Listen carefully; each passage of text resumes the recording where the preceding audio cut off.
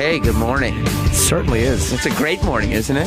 It's weird. I get 8 hours of sleep. Do you? I went to bed 11 last night. Look at you. Yeah, and I woke up at like 3:45. I was like, oh, fuck. I tried to do the right thing, and the universe punishes me, but then I went back to sleep. Yeah. Yeah. I didn't get 8 hours of sleep. Why not? I was doing red eye. Oh, you did do red eye. Well, yeah, I went to bed at 11. I didn't go to bed at 9. That tape's at 9. Great. Yeah, but then, we had to wait. Red eye went late last night because they tape at 8, but they had to delay it because they were watching the Trump speech and they wanted to have clips from the speech on red eye. So what time did you start? We started at like 8:30. It went like a half hour later. All right. But then you take the car home back to Westchester, and then I did get my things together for the show this morning. And plus, I get up at like 5:30. I don't get up at 7. It's crazy. So 5:30. Yeah. Yeah, I know, it's crazy, right? Oh. Travis, is that nuts or what? Getting up at 5:30? Wild. Can you imagine? Oh my God. It's actually, honestly, the alarm goes off at 5:25. Oh. Yeah, I know. What time do you get up? 3:50. Do you really? Yeah. Oh, no. That's later than you used to, though, right? Oh yeah, it's an hour later than I used to. You used to be up 2:50? Yeah. Wow. Yeah, because I like to be here 2 hours before the show so that I can have enough time to get everything that I need to do. Okay. And then I don't like to jump out of bed and like run out. So like I don't have to leave till 4:30. But yeah. I like to, I'll sit down, I'll check my email, I'll take a shower, I'll just have enough You shower time. in the morning? I don't have get to. that. Yeah. No. Why do you have to? I just feel dirty if I Okay. don't. Like all day I'll just feel dirty. I shower in the morning, too. I never do. Yeah. No, Time that can be spent fast asleep. We talk about that. You should. Yeah, it's obvious. Oh, it does not. Please, good. I hope you smell my crack. You come in offensive every morning. No, that would. That's also the benefit, though, of like you could tell based on on my hair. Yeah. Like if I come in here out of bed, it's very obvious. Is it messy? You know what I mean? Yeah, it'll be a mess. Everything will be like pushed on the side. People on the train would look at me like, "You're a fucking wreck. What are you doing here?" Yeah. Whereas if you shave everything off, it's like you can't really tell. I don't get that sweaty. Plus, I usually go to the gym right after. I shower right after the gym. I usually go to the gym at 11:30. Right. So it's like 12:30. I take my shower. Good midday shower. That's perfect. Never hurt anybody. I like to take a long shower. I'm like a sexual abuse victim in the shower. Just stand there huddled. I don't move. I caught myself yesterday in the mirror. Like, what the fuck are you doing? Yeah. I just stand there. Just like cuddling yourself. I do. Yeah. Almost like a standing fetal position. In a weird way. Yeah. That's weird. Yeah. It's comfortable. It is. I think a lot in the shower. I get a lot of thinking done. Yeah. Yeah. Because there's no distractions. What do you think about? Just work. Whatever Ideas? I have to, yeah. Yeah. It's a good place to do that. Dice takes 2-minute showers. Some people hate the feeling of the water splashing on them, and they take a 2-minute shower. I will, like in the morning, it's not that bad. I'll do 10, but I'll still do 10, 12 minutes. But like if I'm doing like what you're doing, if it's a midday, I'm with you. Yeah, I mean in the shower. I'll shower with you. Absolutely. And it's funny, there's plenty of room in my shower. No, a couple of men. I'll do Let's longer. do that for the show. Let's take a promo photo in the shower. Why? We'll just set the iPhone up. No, I don't want to. First of all, we wouldn't actually have to shower together to get that photo done. How would you want to do a photo? No, there's other ways to do it. You use movie magic. But secondly, I don't want that to be the vision of the show. Like, I don't want that to be what people get out of it. Okay, it's up to you. I'm just spitballing. They're finally giving us a bill. Scott comes through. We're going to give you a billboard. What do you guys want to do? I was thinking like a shower scene type of thing. That would be funny, actually. Jim and Sam in the morning just do us in the shower. Right, we're just washing each other. No. I meant just standing there. Oh, my gosh, yes. But yeah, I mean, I don't need 8 hours of sleep. Good 6 hours will do me just fine. Yeah, me too. It's nice to get it, though. Like, I take a little melatonin. And doze off. Oh. Do you get excited when you know you're going to bed on time? Do you get yourself excited like, I'm going to get a full night's rest? When you know you're tired enough, yeah. Like, if I know I'm going to fall asleep, and I'm like, it's such a good feeling to me going to bed at 11 o'clock. Yeah. I should do it every night. But you don't? Sometimes No. you get distracted. I do. And I opened my computer for a second last night. I'm like, just close it. Close it. Like, let me check a few emails. You're not going to check emails. That You wasn't know what I was what you're checking at all. doing. Yeah, I knew exactly what I was doing. Yeah. Email, schmeemail. Yeah. Jimmy Work has gone away for the day, but we can use our computer for other things. It was fucking miserable last night. Yeah, it was raining all night. Miserable. And cold. It was very shitty. I did not enjoy it. No. The dog didn't enjoy it. It's bad. You loud dog. It was loud for you. It's not for everybody. Well, most people the dog warms up to, but for some reason it just kept walking up to Jim and just barking at him. Yeah, and normally, like, the dog wanted me to pet, or it was probably saying, "Get me out of here." The dog was looking at me as somebody to rescue it. I don't think so. I think you're right. And I think that one hurt your ego because you have such this thing. Like every time there's an animal in here, you have to mention that you're good with animals. I am. I can't help it. They love me. Right. And babies love me too, believe it or not. Is that right? They do, kids love me. Well, we'll see. Because so far you're striking out with Lila. No, my Lila dog hates me. you. No, she didn't hate me. I've seen her like people, and she doesn't continuously bark at them. She comes over. She was doing the hand for the little shook on the head. Yeah, really fucking dumb Lila coming over there with her crazy. She's hair like fucking John Turturro was coming over and nuzzling my hand to get me to pet her. She's fucking all in. She's all in with Jim Norton. You think so? Yeah. I don't know. She doesn't appear to have missed you since you left. So understandable. Oh my God! Did you see? There's so much going on today. We'll have. Who's coming in today? The Phantoms? Phantoms, yeah. Yeah. Troy turned us on to this band, but then the last time Troy did this, we almost got fired. If you remember back in 2004, you weren't here yet. The band that Opie has told the story about. After he and I went to lunch afterwards, and like, what are we doing? That was the day that I fucked that girl in Ron and Fez's office. It was going to become their office. And the one girl got drunk and was like doing Jaeger shots and was crying. That when Ralphie May was in. And that was Troy Kwan's band. That was the last band that had the Troy Kwan seal of approval? Yeah. He's like, oh, these guys are great. And he's right, they were. Yeah, well, I don't think that this band will be exactly like they were. We take Troy's recommendations every 10 years or so. Right. Because we know that it could end up really badly. We've decided to give him one more shot. Yeah. They're an EDM group. Let's not get fired. No. But they also were like kid stars. Yeah, they were. They were on TV shows as kids, so I don't know. We'll talk to them. And Tom Papa may be coming in later. Yeah, he's promoting an epic special. That's good. I didn't realize he had shot another special. That's good.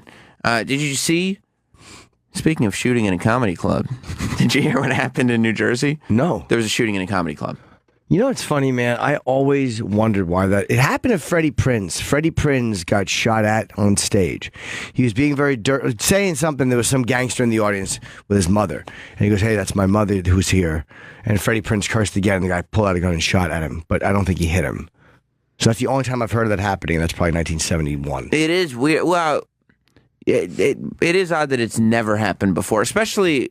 like this day and age. Like it's weird that it doesn't happen, that it's not a bigger risk, because just a public gathering like that, especially when people are getting drunk and people are getting their feelings hurt because they're getting mocked or whatever on stage, you know? Everybody gets offended these days. It's weird that that hasn't happened, but we just literally found out about it this morning. 6 people got shot on Tuesday at a comedy club in New Jersey. What was the name of the comedy club? The Sports in the City Lounge on First Avenue. I'm going to guess it's a place that will occasionally do stand-up. It's probably not a pure comedy Because you've never heard of it. Yeah, and even though it's probably the Black Circuit, I would have heard, at least heard the name of the club, and I've never heard of it. Right. And so nobody got killed. 6 people got shot, and I think 5 of them are injured. Okay. But nobody's got killed by it. Investigators believe the shooting was targeted at somebody attending an event at the lounge. So somebody went in specifically trying to shoot somebody. Wait. Oh, a target. I see. Okay. Like they went in, they were like, I'm going to get it, and they just started opening fire. So it wasn't targeted like because the comedian said something? No. Okay. No. I think it came out of nowhere, but there's audio of it, right? Mm-hmm. Do we have the video of it? Yeah. Here you go. That Bible shit real low, y'all. Better get straight. I mean, I don't know what I'm saying. I don't know what the fuck anyway. Where my shit at? Oh, hold on. Oh, here. Got notes. Oh, yeah. I'm telling you, this menopause got me fucked up. This shit is real. Y'all said I'm getting ready to be 50. This shit got me fucked up. I ain't never had this shit. Yo, I know how to work this one. I be like, yo, fuck out of here. You know what I'm saying? All the girls just like straight coming out. I've been tough for a long time. Carry my pads in a fucking plastic bag. You know, the sanitary napkins, walking around with the plastic bag and shit. Hell yeah, that's what dykes do, nigga. They bleed. They gotta walk around. You know what I'm saying? With the plastic bag, you know. I didn't know I could just get get a man bag and just, put them in there. I just have them in the plastic. Anyway, fuck that. It's complicated. This nigga here rich. He must be the head leader of the fucking blood or something. I don't know what's going on. All I know is I see a lot of bling around niggas' necks.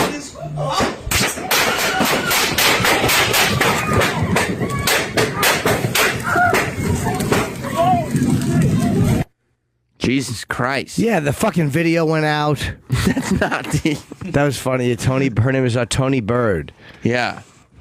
And she wrote, let me read her post there. She wrote, all praises due to God. I was headlining comedy show in Bloomfield, New Jersey, and bullets started flying. I mean, they shot the spot up. 4 people were shot.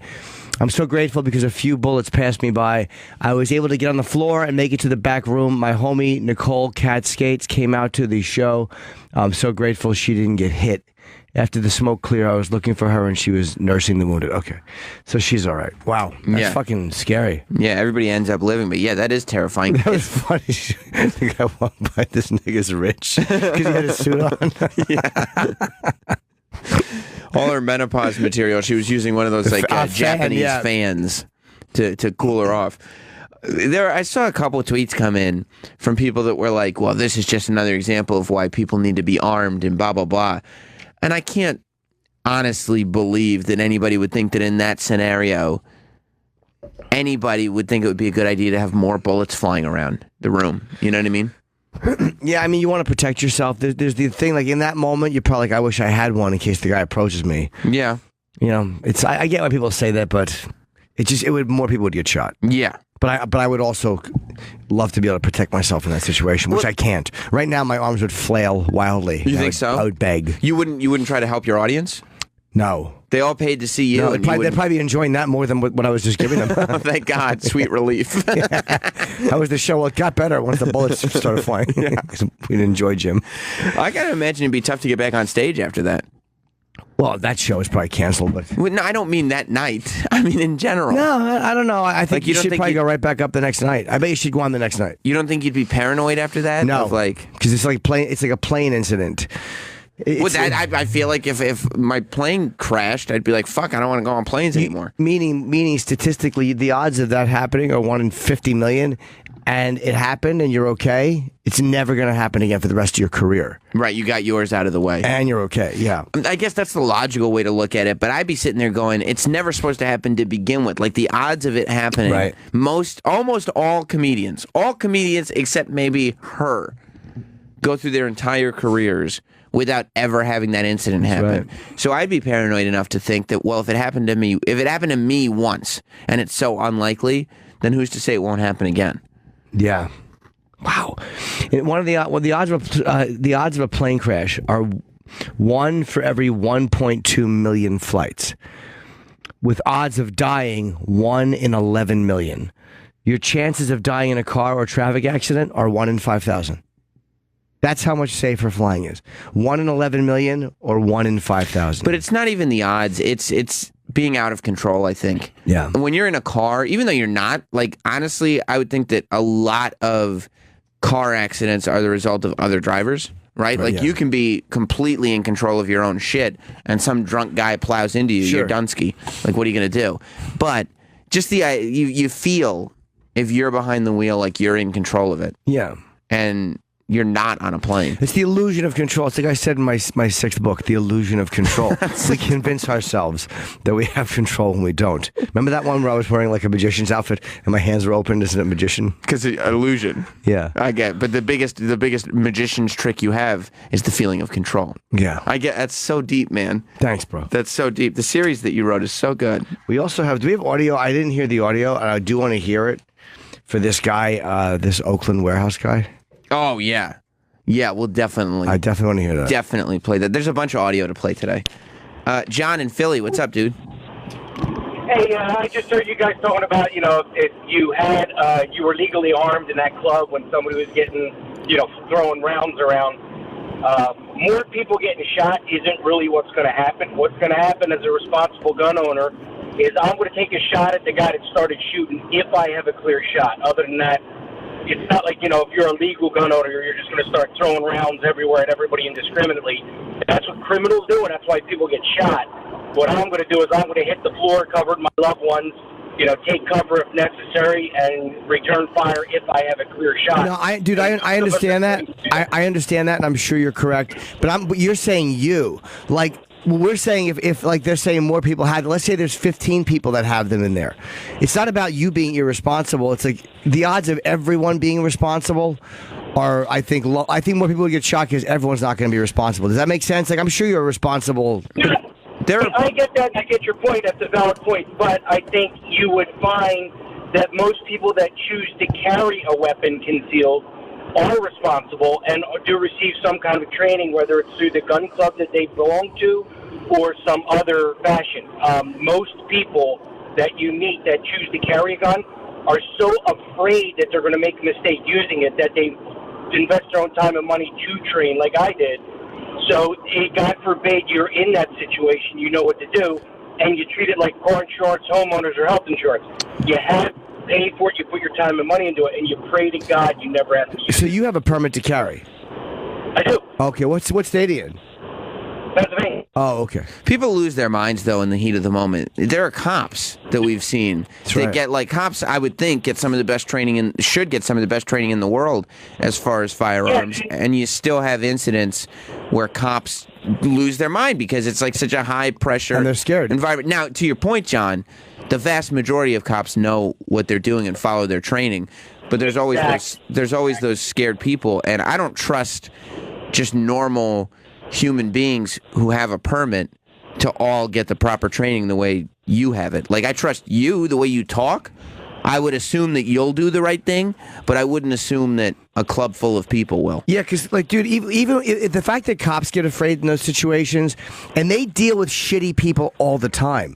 Like, cops pull people over, even when they're not using their guns, they have to arrest people. They're very used to being in life-threatening situations. The average citizen might take some training, but in a real life-threatening situation, it's probably very different. And I'm sure some of them would do the right thing, but I think more would panic than you think. And I also don't know that, like, that many trained arms use people are going to that comedy show. I think most of the people who had guns to that comedy show would probably not get the proper training. Why is that? Well, just because it's a jovial environment. Club particularly, but what I can tell you is when somebody chooses to carry a gun legally, there is such an awesome responsibility to protect your life and the life of others, but there's even a greater responsibility if you mess up. I mean, you need to know the law. You need to be trained on how to handle the weapon. You need to be trained in that situation. And you're right. There's probably some people that received the training that would lay on the floor and shake and quiver, and, just like the first time somebody goes into battle. But more times than not, when you have a person that chooses to carry a gun legally, they are trained or they practice for situations, God forbid they ever have to use it. Just like that doctor, there was a doctor in PA, ignored the, no gun-free zone, had one on him. A guy came into a mental institution, started shooting people up. He popped him twice, dropped him where he stood, and he saved countless lives. That's a doctor. You mean, does he have time to do training and all that other stuff? Probably not, but he did. And I think if you looked into it, like if I took you to the club that I belong to, you'd be like, these people aren't crazy gun people. These people are people I don't think they're crazy gun people. I'll make a deal with you. I'll go to the club you go to if you spend some time in the club I belong to. I don't know if I can do that one. All right, thanks for the call, man. I'll talk to you later. I probably just think about how I would react, and like I feel like I think of myself too. Yeah, if I had a concealed carry permit, like somebody would just drop a cutting board behind me and I'd start firing off rounds. Like, we got to protect everyone. But then again, you don't hear about, one thing is this, you don't hear a lot of stories, I can't think of any offhand, of bystanders killed by legal gun owners trying to stop a situation. True. That's true. I can't remember the last time if I've ever even heard that. I'm sure it's happened, but I can't think of it. And most of the bystander stories that you hear where people just die from stray bullets and stuff like that are not from legal gun owners. That's true. Yeah, a lot of times, they're from wild shootings. And I think that most legal gun owners are probably so aware that there's that stigma against gun owners that they have this, that they want to represent gun owners properly. You know what I mean? They don't want to be that guy who's going nuts with his gun because they know that what they do reflects on Everybody. And I also know that I'm an irresponsible person. Like with that, like No. I don't own a gun because of my own temper and my own self-loathing. Mm-hmm. So I can't speak for other people. I only speak for myself. Like I know I'm fucked up and I can't have one, so I don't. But other people probably don't react that way to situations. They can handle- I handle things poorly. You do, right? Yes, I do. That's okay. That's okay. John in Miami. What's up, John? Jay, hello, you there? Hey, hello, sir. See, no, I think the guy's full of shit. I mean, you can't practice that situation until you're in that situation. Right. So, essentially, you tell me he's going to be able to keep that finger on the trigger with shots firing, and he's going to keep his wits about himself and have his family down on the floor. Okay, now I'm going to go take a shot at this guy. It's just so fucking impractical. It's ridiculous. Yeah, I mean, that's the thing. Like, and again, I haven't gone through any training, but I feel like if I had a gun on me and there was a shooting, I'd start panicking because a shooting's happening. Then I'd remember that I had a gun on me. Then I'd just start firing aimlessly because what else? Because I'd be panicking. What else are you gonna do? Like, there's bullets firing at you. I'd use it like thinking it was a shield. I'd try to shoot back at the bullets that were shooting at me. I wouldn't know what I was doing. I'd probably use some karate. That's actually smart. Now, do you mean karate to block the bullets or just to Not good to take down the perps. disarm the target? Yeah, the I'd go in there and start karate chopping my way through the crowd. That's so smart. Yeah, and spin why, kick. Why would you karate chop the people in the crowd? Just getting though? warmed up on my way to the perpetrator. Look, you got to I know you got hit with a karate chop, but it's hey, Better than it's a bullet. Better than a bullet. Yeah. And I would tell him, hey, why don't you come pick on me? And then when he turned around, I'd fucking kick him. That'd be a great, like, detective show or something where you're a karate detective. That's right. And all these innocent people are you'd apprehend a suspect, right? You'd get him, you'd karate chop his gun out of his hand, you'd get his hands behind his back, and the people that were innocent would be like, hey, why'd you karate chop us? And then you just turn around while you apprehended the guy and say, it's better than a bullet. That is a good one. That's a cool, good line. right? Yeah. It's a good slug line. Yeah. It's a good line at the end. Slug line. Yeah. Is that a pun? No, it's just Slug. Yeah. That's I don't fun. know. Let me see. It's better than a bullet. Or maybe I would say something too, like if a woman said something, thank you for saving us, I would want to turn around and go, karate chops are my life. That's so good. So stupid. So you'd be a detective that knows karate. You could be like Yeah. Jim Norton. No, Karate. yeah, I'll figure out a name. This is stupid. Like when Jesus tries to kill the walkers with karate chops and karate kicks in The Walking Dead. I hate that his name is Jesus. So do I. So It's just stupid. ridiculous. We get it. You look like him. And the fact that he just kicks dead people is even more dumb. ridiculous. Yeah. It's dumb. terrible. That's dumb. The Tiger Land is dumb. They're all stupid. Like, the show just should be Negan's thing and Rick's thing, and that's it. That's the show. that's all you need. You don't want to see Jesus karate chopping No.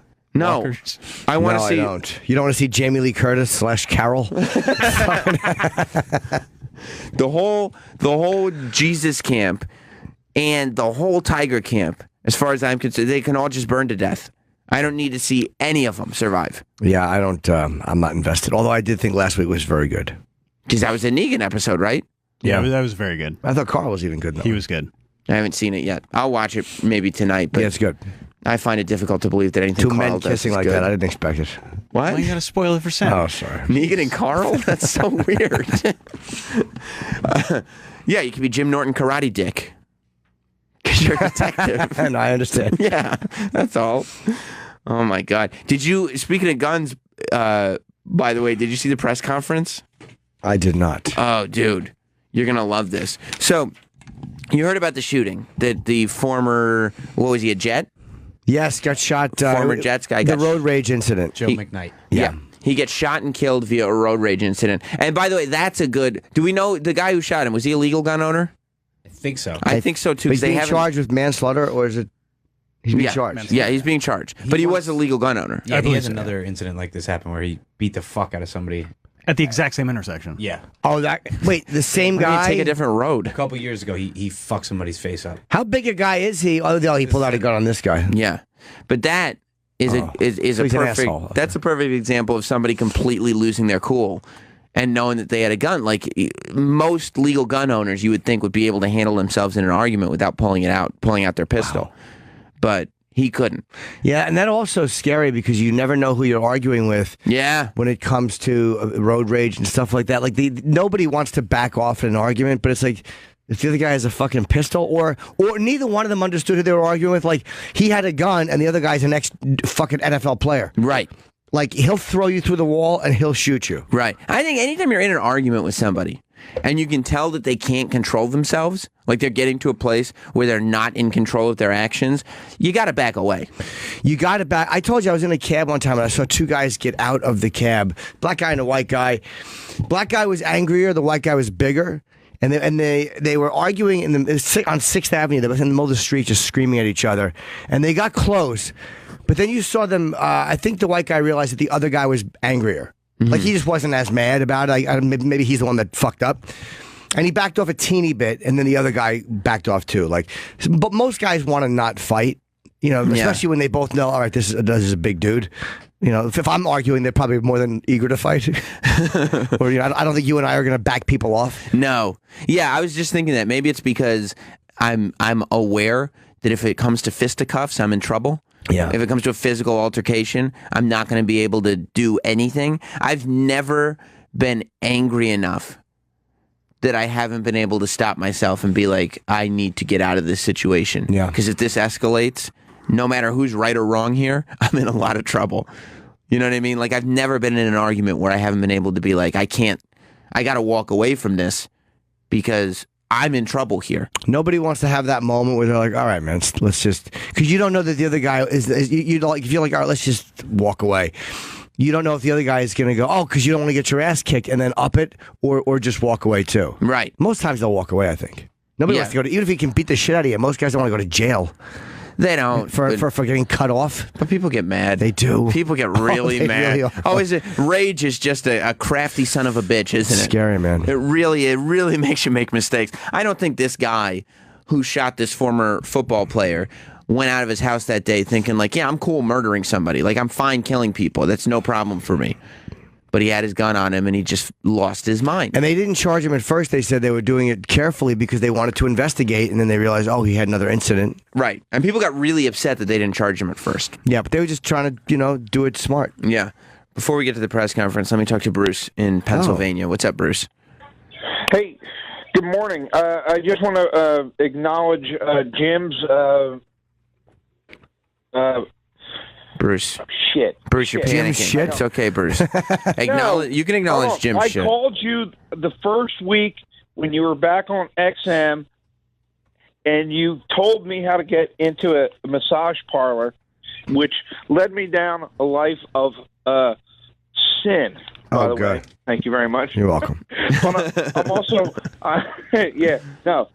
dude, first week at XM, you told me how to find out what you did when you went into a massage parlor. Well, this is back in 2004. Wow. So thank you. Well, thanks for being a supporter for that long. Probably cost me $30,000. Yeah, I understand, bro. But I concealed carry permit in Pennsylvania. Can't bring it into New Jersey. Never had to pull it out in any situation at all, ever. So it's not. It isn't a gun issue. It's a situation issue. Yeah, I mean, right? it's also Sam, a person you ain't issue. gonna ever pull your gun out if you have one. Yeah. I don't ever want to pull mine out.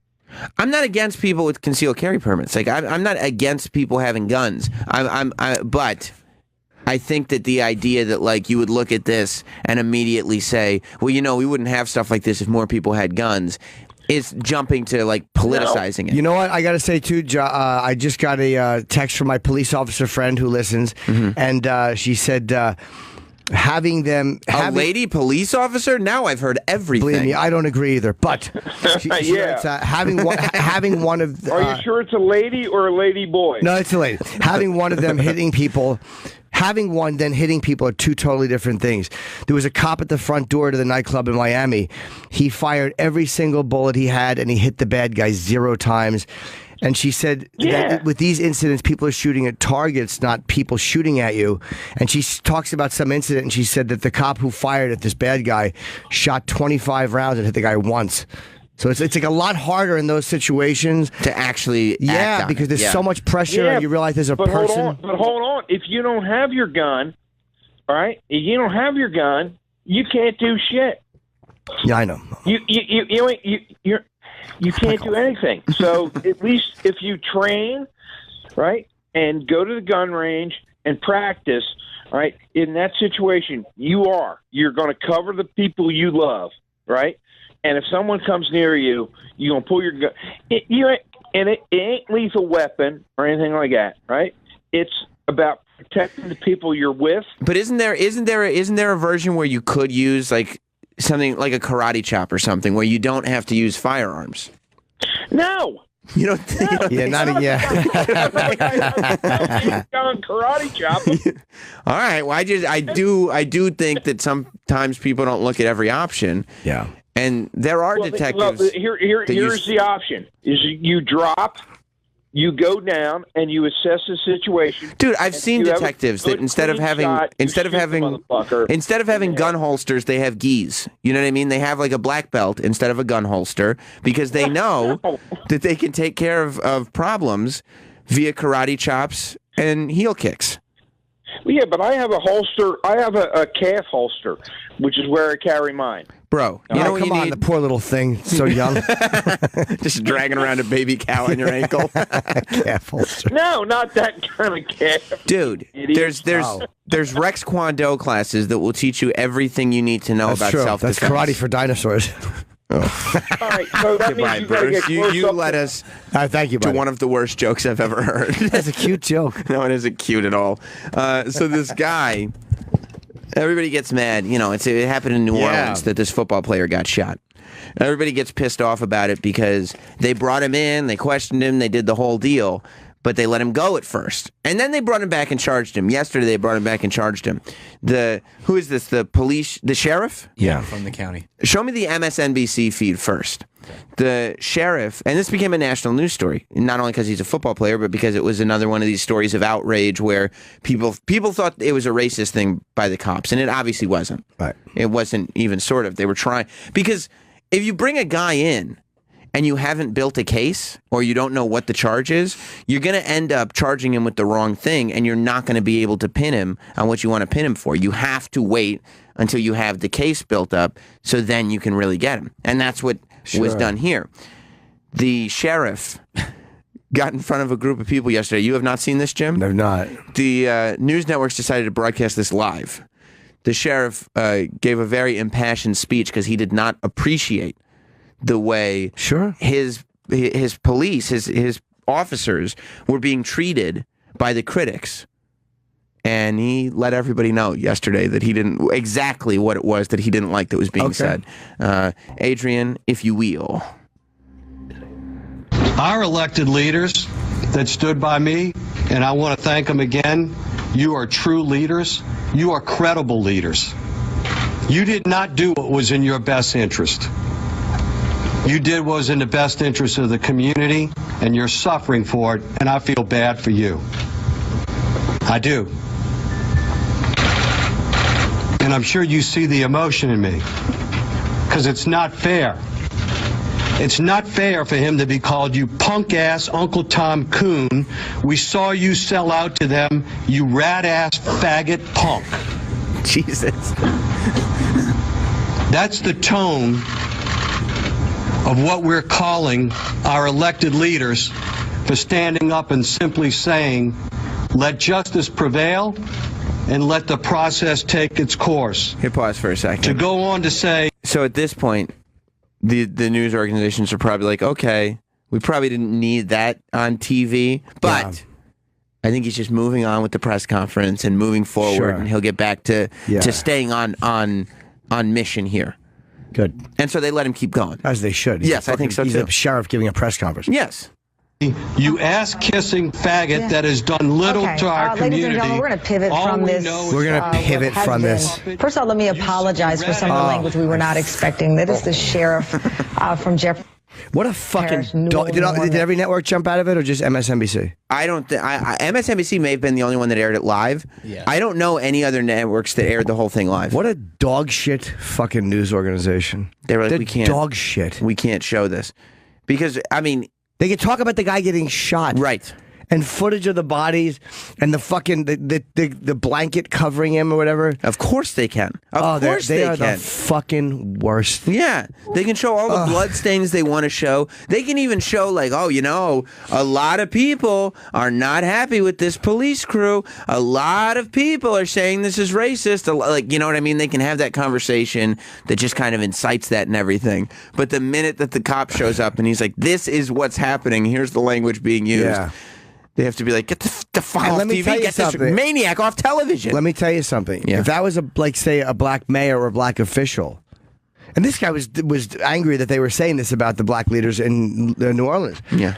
But if that was one of the black leaders saying, I've been targeted with language like this, they would never have cut out of it. Ever. They never would have cut him off from saying, I've been targeted with this kind of language. You think they would have gone more like, let it run, and then go, you know? 100%. They would have scolded the language afterwards. Right. There was some harsh language there, but, you know, there's a lot of emotions. You can, like, it would have been justified. Yeah, it's a terrible fucking network. Terrible. Yeah. But that's why the news is so repulsive. I love the sheriff. The sheriff was just reading what he was annoyed that they were saying this to these guys. He was thanking them for sticking up. He's like, he probably didn't have to read all those tweets. No, I don't think he had to read everything. But just a groveling apology. Oh, fuck you. Yeah. We're sorry. Racial slurs.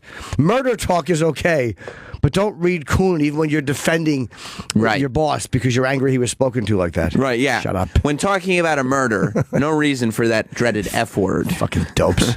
Get out of it. Get out of it. Yeah. Ugh. Tamron, what are you doing? Cut this off, Tamron. Cut this off. They're a lousy news organization. They're really not good. They're lousy. And they lose credibility. All of it. By the second. They really do, right? By the second. Like every day there's another MSNBC story about how they've lost credibility. Good. And it seems like just every decision they make is wrong. Do you want to hear the feed of that press conference? You want to hear more of... Sure. Sheriff using... You mean where it wasn't cut out by some child? Yes. Here's what they did. This is what the local station in Phoenix did, the local Fox station. They said, shame on you, sheriff's passionate rant defending officials in Joe McKnight investigation. Parentheses, explicit. Good. And they're not saying shame on the sheriff. Yeah, I think, at first I thought they were saying that. Yeah. But I think they're saying that's what the sheriff is saying. Of course. But that's all you have to do. Put explicit. Say, hey... There's going to be some language here. That's all it is explicit language. That's it. That's it. Fair. It's not fair for him to be called you punk-ass Uncle Tom Coon. We saw you sell out to them, you rat-ass faggot punk. That's the tone of what we're calling our elected leaders for standing up and simply saying, let justice prevail and let the process take its course. To go on to say, you ass-kissing faggot that has done little to our community, all we know is that you are a bitch puppet, you rat-ass looking coon on TV. I bet they made you say that, puppet boy. I know what I see. I know that Norman is a piece of shit, and you stood behind that white boy with that bullshit, nigga. You won't even... He's really reading it. He is. He is. But it's on. Is this Twitter or Facebook? I think it's Facebook messages. It's like, even this is just. It's unnecessary because it's like this bunch of dopes. I love that he goes like, you guys know what was said, and everybody goes, yep, it was tough, and he goes, yep, here's what it was, and he just starts reading it word for word. Yeah. Oh, and is there more? Oh, yeah. Let's keep going. I know that Norman is a piece of shit, and you stood behind that white boy with that bullshit, nigga. You won't even stand with your people, you self-serving son of a bitch. Really? And the tone of these go on and on and on and on. And all we simply asked for was let them do their job. Can you pause for a second? Like, I get what he's saying, and I agree with him. But let's get back to the cursing. But you can't, with all the shootings that have happened, the unarmed guys that have been shot, it's like you can't wonder why people are skeptical either. Right. I mean, Right. Yeah. Yeah. I don't know. But if you're a cop I'm sure it's frustrating. It's frustrating. But you can't wonder why the public at large is a little skeptical. No, it's very clear to see from an outsider's perspective. When you're looking at it, it's like, of course the public is going to... Because there have been incidents where the public has been wrong in their outrage, but there have been a bunch of incidents lately where the public has been right in their outrage. Look, my time on the force was spent helping people, but everyone is not like that. You were an officer? I don't want to talk about it, yeah. I told you that a long time ago. When... Was this when you were a detective? For 3 years. I was never a detective. I was an officer. So you weren't the karate dick? No. Oh. I wasn't. What do you mean you were an officer? We'll talk about it later. Well, where were you an officer? Where? New Orleans. When did you live in New Orleans? Late 80s. I was just out of high school.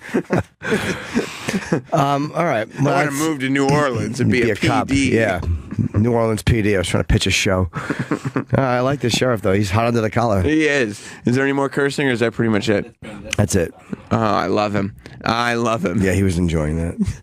He really dropped that N-bomb, too, didn't he? Yeah, part of me thinks he was just enjoying saying dirty words. He was enjoying that, especially, like, the longer it got. In the beginning, it was like, okay, he wants to make a point. But then towards the end of it, it was, this guy loves cursing. Yeah, he does. He loves the idea that he can curse in front of all these people. He got away with it, yeah. And he knows he's on TV.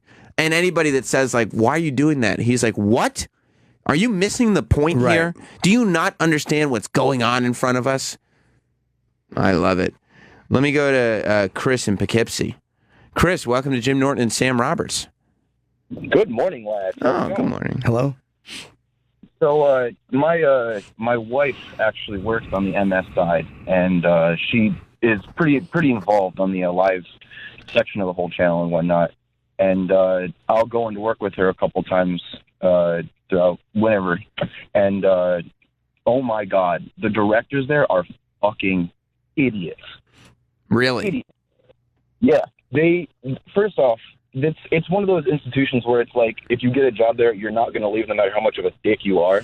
And the directors have all the power. So they just sit there and they'll, like, cut off their intercom feed to certain people, and they'll just talk shit about everybody during live, talk shit about the news reporters, talk shit about people under them that are doing the job, and, like, other people... While the show's on?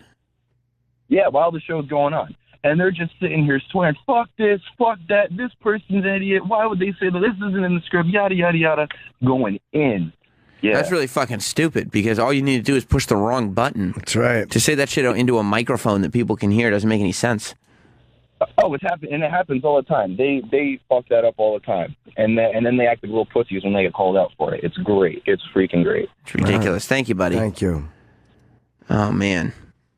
But I love that guy. Yeah, he was really I do annoyed. enjoy that sheriff. He's the New Orleans sheriff. He is. He is. And he's a lot of fun, obviously. Can you imagine if that's him at a press conference, what that potty mouth must be like in public? I mean, in private. What he says, like, just when he's behind closed doors. Oh, my God. He was hot under the collar. Well, he was pissed. He's on Facebook all the time. He's reading these terrible status updates. Yeah. It's so funny. Like, who cares? Who cares where all this criticism is coming from? Just go and do the job. You know? You don't... That's Facebook. Right. And police work sometimes is thankless. And it's like you kind of just have to realize that you're never going to get as much credit as you deserve. Because I don't think cops are ever going to get the credit that they deserve because people don't really understand the situations that they're in. Like, well, he was more annoyed that people above him were getting criticized for doing their jobs. Like he's the officials, but again, officials get yelled at. Of course, they're public figures. Yeah, it's what happens. That's just the position that you're in. Ignorant public gets to yell at you. Yeah, it's the life we've chosen. It just is what it is. Yeah. Let's. I want to hear the this guy talking. The can we? What time is the band coming in? The band's coming in at 9. Yeah, I want to hear this guy apologizing. Such a fun day for little videos yesterday. It was, right? Just such a fun day for stuff. So we talked about the club on Monday, the warehouse. Who's that woman? That's Tamron Hall. It's the same girl. It is. Okay, I thought so. All right. Same woman. She does the Today Show, then she runs over to MSNBC. She was all over everything. I was like, all right, I don't want to just... She really had a tough day yesterday. Jesus, yeah, what weird. She's like, what the fuck? This guy won't answer questions. I know. And then the she looks like Dimitri Martin. You think she does? Yeah. Because her hair is swiped over her face like that? A little bit, yeah. So you remember it was in Oakland, the warehouse where the artist had like built this maybe not. community center or whatever. Yeah, I don't see it. Had built this community center or whatever, and he lived there with his family, but he invited people there, and he invited bands there, and he had parties there, and it was totally not to code. And all had gone on without a problem. Yes, but it was not even sort of to code. There was no sprinkler system, there was no emergency exit, there was a staircase made out of rickety wood, and that was it. And the place ended up, they're saying, Travis, this is right, they said that a refrigerator started it, right? Maybe? Yeah, that's what somebody, one of the witnesses said, that they saw like sparks or fire coming out of a refrigerator, and I guess some investigation backs that up. Wow, I guess it was just a bad wiring. Yeah. Bad wiring's a motherfucker. Well, that's one of those things. It's surprising in an unregulated warehouse. Yeah. No, I'm not that surprised. No. That's one of those things that's supposed to get covered by inspection. Like wiring, and then also making sure that even if you had bad wiring, your house is not extremely flammable. Yeah, I don't know if an inspector is going to check behind your fridge, though, would they? Maybe wiring? Yeah, an inspector's got to check wiring. I mean, that's behind the fridge. Yeah, that's a major fire hazard. Yeah, but at least the warehouse had like fire alarms and sprinklers. It had. I didn't think they had that stuff. Jim, I don't need you to believe Travis on this one because none of that's true. Oh. Yeah, no. They didn't have sprinklers. They didn't have fire alarms. They had a wooden staircase. It's almost like he laughed him? at inspections. Fatty toad boy. He's laughing. So everybody's upstairs. And of course, when the place catches fire, the last thing you're going to go down is a wooden staircase. So a ton of people died and everything. And we were talking about this, and the guy who owns the place and lives in there, or not owns it, leases the place. The guy who owns the warehouse, I don't think had anything to do with it. He didn't know what was going on. But the guy who leases it knew exactly what was going on. And we talked to people who have been to parties there. It was like a party spot. But he had his family in a hotel room while this party was going on, and that was because he's not going to have... It's a warehouse. It's not like they can go in another room and let the party happen. So they were staying in the hotel. So they were letting these people go all over their actual living space? Yeah. Yeah. It's like an artist, like hippie thing where they believed in communal space and everything, you know? It wasn't like they had their things. Okay. It was all to share. It was all part of the community. I'm so not like that. You're not? Are you? No. Would you want a bunch of people raving with your wrestling figures there? No. The last time I had a bunch of people over, Jess said they could bring their kids. So there were like 3 or 4 little kids running around, and I was just watching them the whole time. Sure. Keep your greasy fingers off my stuff. Would you have let them play with your like Randy Savage Hulkamaniac dolls? First of all, I don't have Randy Savage Hulkamaniac dolls, but no, I do have a Randy Savage action figure that I would not have allowed. Would you hate if they put like their fucking chocolatey fingers all over your little yellow Hulkamaniac toy? I wouldn't call it a Hulkamaniac toy. It's exactly what it is. But I would absolutely loathe that. Loathe it. Yeah. I would hate it. A rare one, too. And I was watching them to make sure that did not happen. And it didn't. It didn't under my watch, but that's because I watched it. There was no communal space. It wasn't a communal space. You are a guest in my house. You will control the little monsters that you brought in here. Okay. That's my attitude. This guy didn't have that attitude. So he went on the Today Show yesterday morning, and it was pretty clear that he shouldn't have been there from the jump. But it was great. Matt Lauer I thought Matt Lauer did a good job. Did she jump out of this one? No, they did end up ending the interview. Okay. But no, she did not dump out of it. Man who ran the so-called ghost ship. He is at the scene of the fire this morning and joining us now. Mr. Almana, good morning to you. Good morning. Yeah, 36. It's not a good morning. It's not a good morning. What am I doing here? Can I just say I'm sorry? Can I just say... The only reason why I'm here is to put my face and my body here in front. Mr. Almana, let me ask you a couple of questions. 36 lives were lost in that building over the weekend. The family members of those who were lost want answers. They want to know who should be held accountable for their loss of their loved ones. Are you the man who should be held accountable?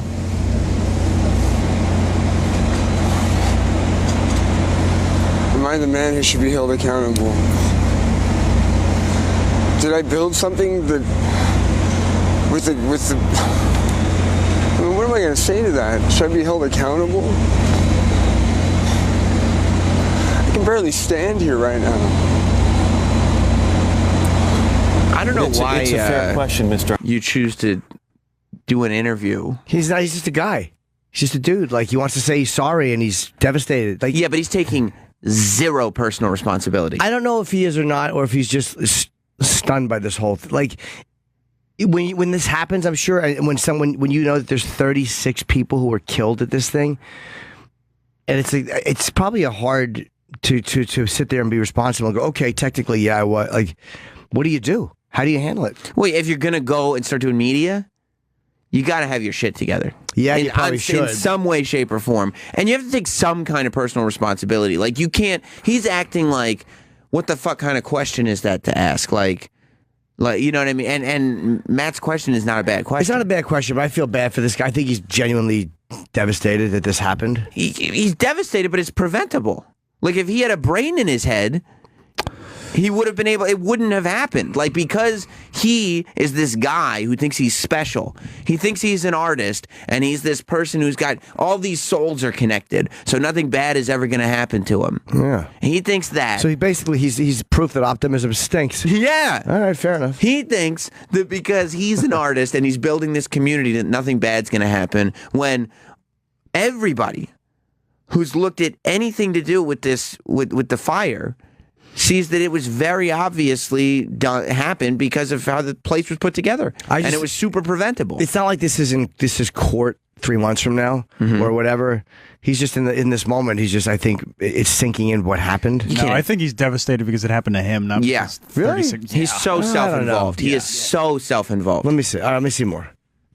Obviously, there were some conditions in that building that may have led to a dangerous situation and led to what happened there. I laid my body down there every night. We laid our bodies down there. We put our children to bed there every night. We made music.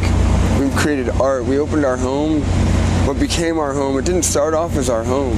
It started off as an initial dream, an idea that we would have. That's a good point. Like, he lived there. So, like, even if technically it's right, like you said, we put our kids there. Like, you don't think it's an unsafe space because your fucking family. So he's a fucking asshole who put his family at risk too, but not intentionally. I'm not saying he's not responsible, but I don't hate the guy for it. He's a moron. Like, I mean, you can say not intentionally, but there's, like, if you're an adult who has a place that they live, like, on some level, you have to be responsible for your surroundings. Like, on the very base level, you have to be kind of responsible for the fact that, okay, if I'm going to move into this warehouse, let me at least make sure that it's safe. Yeah, technically, sure. You know what I mean? Like, I still think that if your family, I get what he's saying. Like, you put your family there, your kids.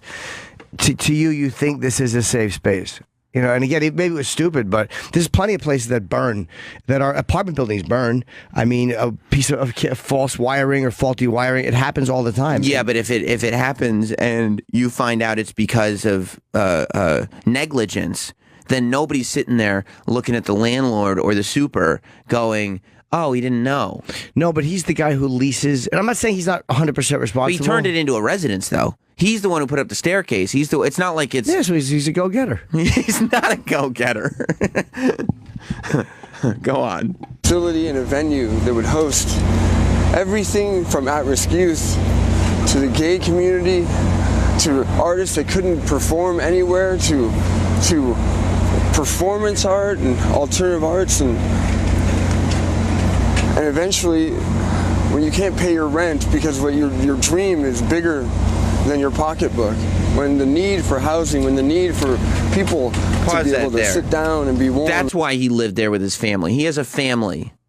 And instead of getting a job and providing for his family, you think he wanted to just do that? He wants to do that, so he moves him into his warehouse because he thinks his dream is so important that he doesn't have to provide for a family anymore. And that they won't... And that everything will be fine. Luckily, you know, we're just not making enough money, but we still have the warehouse. Let's try to... That's not what you do. If you have a family, you provide for them. Well, he was providing for them. I mean, he had a nice hotel for them. but like, so here's what he's done. These are all his own life choices. Yeah, I'm not saying he's not responsible for it. I just don't feel like, oh, he's a piece of shit. He's a complete piece of shit. From what he's saying now. This is my first time listening to him. Other than I think he had his kids taken away from him. He should have his kids taken away from him. Like years ago because of the conditions that they were living in. Oh, okay. He should have his kids taken away from him. Anybody that's like his warehouse where people come and paint and have EDM parties is more important to him than making sure that his kids have a house.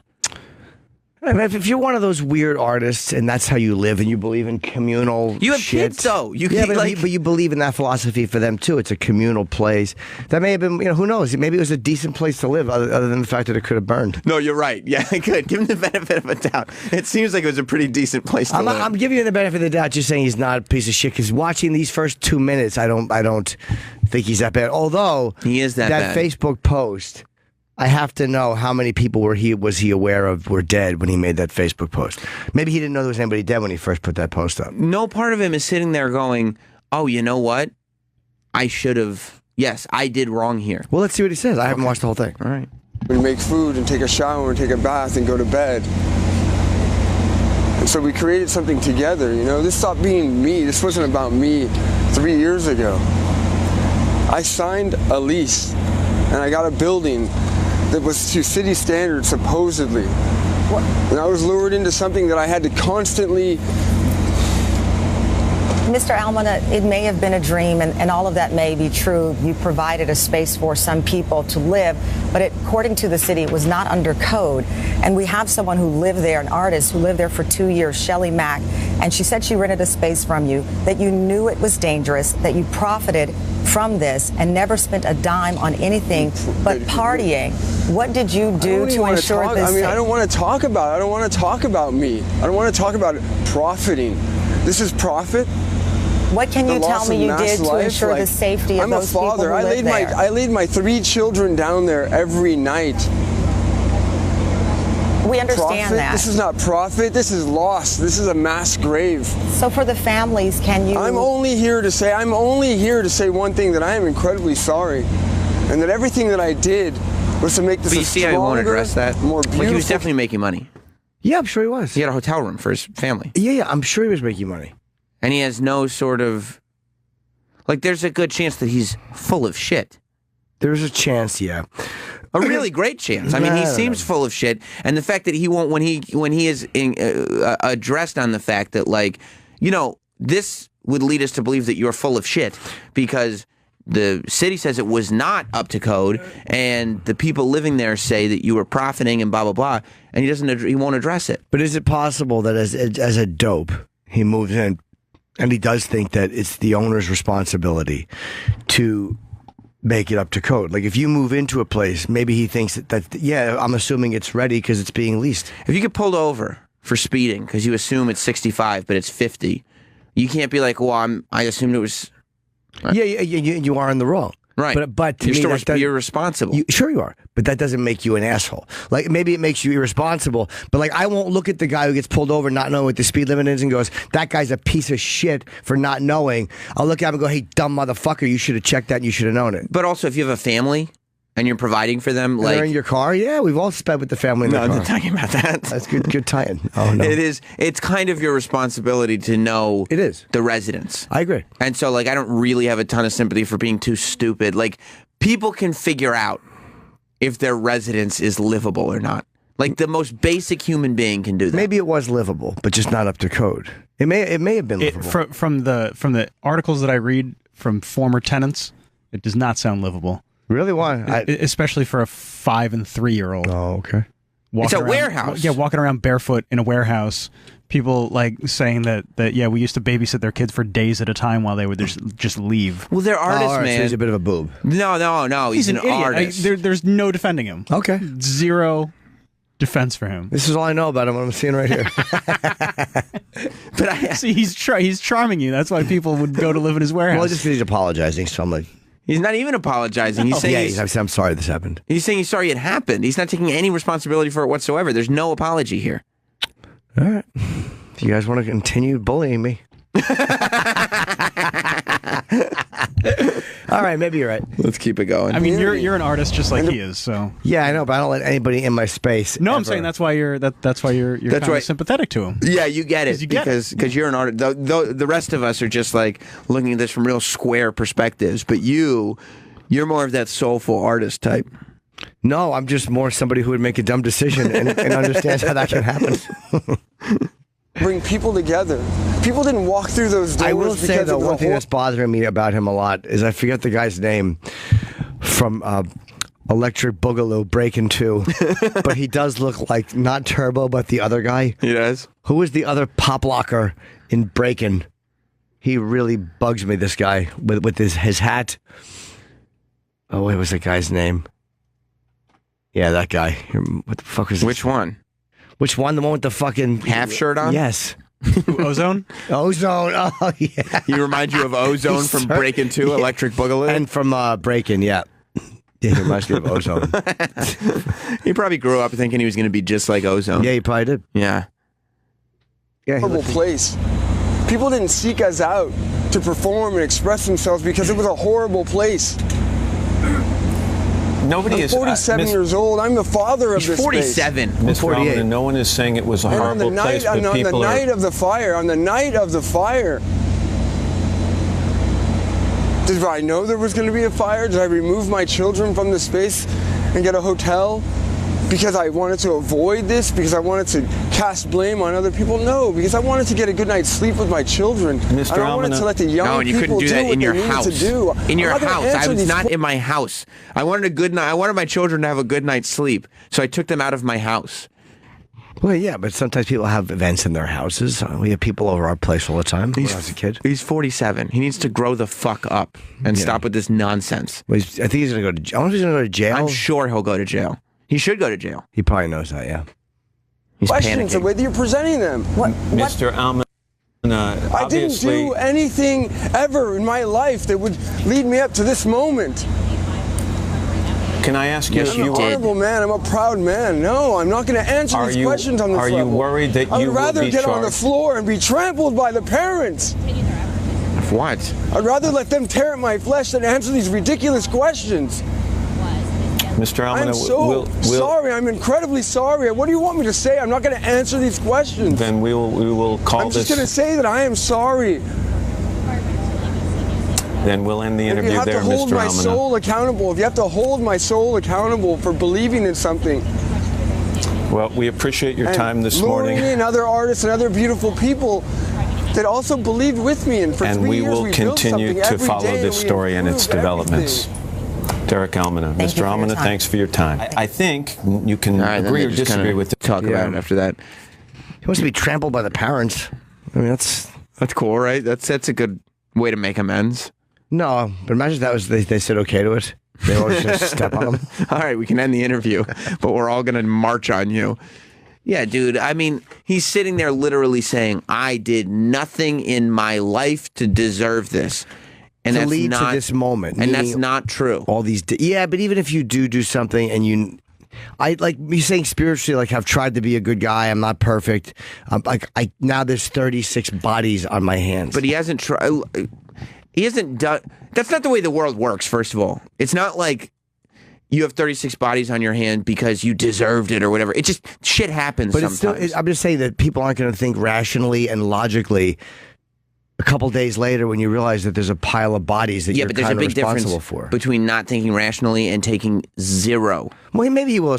He's saying, hey, I would rather have the parents fucking tear my flesh and trample me. Yeah, but if the parents started yelling at him, he would do the same shit as he did in the interview. Let's see what he says as time goes on. If the parents tried to blame him for this, he would still not accept blame. He's accepting zero blame. No, he's taking some. He is taking. What is he taking? He's saying he's sorry for it. No, he's saying he's sorry. He's not saying it's his fault. But why would he want the parents to trample him and tear at his flesh if it's not He's his just fault? trying to get off the TV. He's not going to let those parents trample him. No, but why say that if you're And not if the parents genuinely came up to sorry? him and said, "We're mad at you," he'd be like, "What are you mad at me for?" No, I don't think he's it. Oh my God, I disagree. You're out of your mind. No, I think that the truth is in the middle somewhere. No, it's not. I think it is. It isn't. Travis, am I crazy? I mean, you're crazy that you can't get through to him.